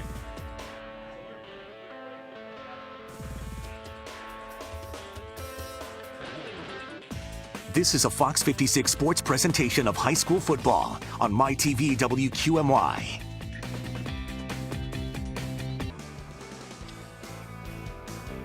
Happy bunch of boys. Their team headed back to the state final one more time, and Jordan is down on the field with the winning coach and a very good player. Jordan? Here with the victorious Bishop Guilfoyle heading back to the state finals in Hershey. Head coach Justin Wheeler. Coach, you guys fell behind early. What did it take to get back in this game and win like you did 40 unanswered? It took a great effort by guys like this. I mean, Aaron has been a leader for us, and these guys just believe. I mean, they expect to win, and even when things go bad, these guys keep battling, keep fighting. I couldn't be proud of the effort because the first half wasn't very good, but these guys turned it around and did a great job. I couldn't be happier right now. What was the message at halftime? Because everything went Old Forge's way in the first half. You guys aren't used to that. No, the message was you guys have been training and working for this moment, and you got to trust in that. And we had some things go wrong, but that's going to happen. In life and in football, things are going to go wrong. And tonight in first half, it did. So we just said, let's do what we do. Let's trust in ourselves. Let's trust in the brotherhood of the team and come out and let's get the victory. These guys really came through in the second half for us. And Aaron, talk about this game, and you guys showed a ton of heart coming back. You fell behind. Again, that doesn't happen against Bishop Guilfoyle very often. You guys proved you can get back into the game. Yeah, Jordan McClure, one of our team captains, he was dealt a really bad hand in life, and he always tells us one quarter at a time, never give up, and that's what we said at halftime. It's just we're a brotherhood. We've always been a brotherhood since day one. We work hard every day, and we took it one play at a time, and we came out on top. And I saw the Bishop Guilfoyle fans already tossing the Hershey kisses up there. What does this mean to get back to the state final after your great run last year? Not easy. Not many teams can do that, but you guys are on the doorstep now. Well, Coach Wheeler always says, he always said in the beginning of the season, it's hard to stay at the top. When you win a state championship, it's even harder to win another one. So we knew that going into the season. We worked harder and harder than we ever did. And, this is where hard work gets you. Was this the toughest game you faced all season? Yeah, it was. I was really nervous in the first half, I will admit, but once again, we stuck together. All right, Bishop Guilfoyle, congratulations. And now taking on a Farrell team that beat Berlin, a dramatic ending to their game. What will this week be like? You've been there before, but how do you get refocused and get back in to face a tough Farrell team next week? I think for us, it's about living in the moment right now, enjoying this win, celebrating with the fans, with the people that drove out here, but understanding our goals have always been to get a state championship. And, if we're going to go the whole way to Hershey, we're going to try to win the thing. So it'll be easy to get these guys focused and get them ready to go for another run at this repeat. All right, congratulations. Thanks for joining us. Thank you. Back upstairs to you, Bishop Guilfoyle heading back to Hershey. Thank you, Jordan. And John just lost to a better team. Just a very good team. Very impressed with Bishop Guilfoyle. Extremely impressed. Well balanced. One of the best football teams I've seen in a long time. And Guilfoyle just so complete in the single A level. And I think they're going to win another one next week. Yeah, big heart from Old Forge. Aaron now with Mike Schuback. Well, Coach, their offensive weapons just really came alive in that second half. Let's talk overall this season, though. So much to be proud of. we're extremely proud of this group. I mean, they've handled themselves very well. Since they were sophomores in the program, they've done so much for us. They're very hard-working kids. That's what got them to this point. They overachieved in a lot of people's eyes. We didn't think so, but a lot of other people that didn't know the significance of this team, we thought, they had such a great work ethic. They carried themselves well to the last sound, but it's a disappointing end. We always say it's that sudden end, that abrupt end that's going to come over you, the wave of emotions right now. And the last time we were here, they had good feelings, so it's tough. It's tough. So much heart all season long, even tonight. How do you console the kids now? Well, you point out the good things. I mean, this is a positive thing we're in right now. Even though we lost the game, this is a positive step for our program to infuse the younger kids. The freshman program had an outstanding year. They're excited about coming up and playing with us and getting to this point again, and the experiences they've had. And the best thing we could do now is just keep looking at the positives. I mean, you're going to lose. I mean, only one team is going to win. And I told them the greater the risk, the greater the reward. And to be the last team standing, I think, is not easy. And we went through it. To get to this point, I think, is a huge accomplishment for Old Forge High School. Well, congratulations on a fantastic season, and we'll see you next year. All right, thank you. All right, Bob? And John, who knows? These two teams could meet again in the finals, or who knows in the future, especially going to 6 classifications. Mike talked about his freshman program. Old Forge, again, going to be one of the dominant players in District 2. Yeah, I mean, just a small group of single-A teams, and, of course, Old Forge has done such a great job. You got to look at them right off the bat, no matter who they have coming back as a favorite. But, yeah, the state of football will change in 2016 going forward. Things have changed in New Jersey with public and private people talking about that. Let's not go there. That's a whole other debate. But, yeah, we'll see what 6 classifications do next year. Well, before next year, we have champions to crown in Hershey. That will happen next week. If you're not doing anything, maybe the weather will be warm, head down to Hershey Park Stadium, check out 4 finals this year, 6 next year. That's in the PIAA. So for the entire Fox 56 sports crew, big thanks to them all year long. For Aaron Dugan, for Jordan Canigliaro, we thank him for coming on for WJAC. For John Mandola, my partner, good job. Ready for some hoops? I'll see you next week. We are. We have hoops next week. So this is Bob I saying so long from Shamokin. It's Bishop Guilfoyle 43, Old Forge 13.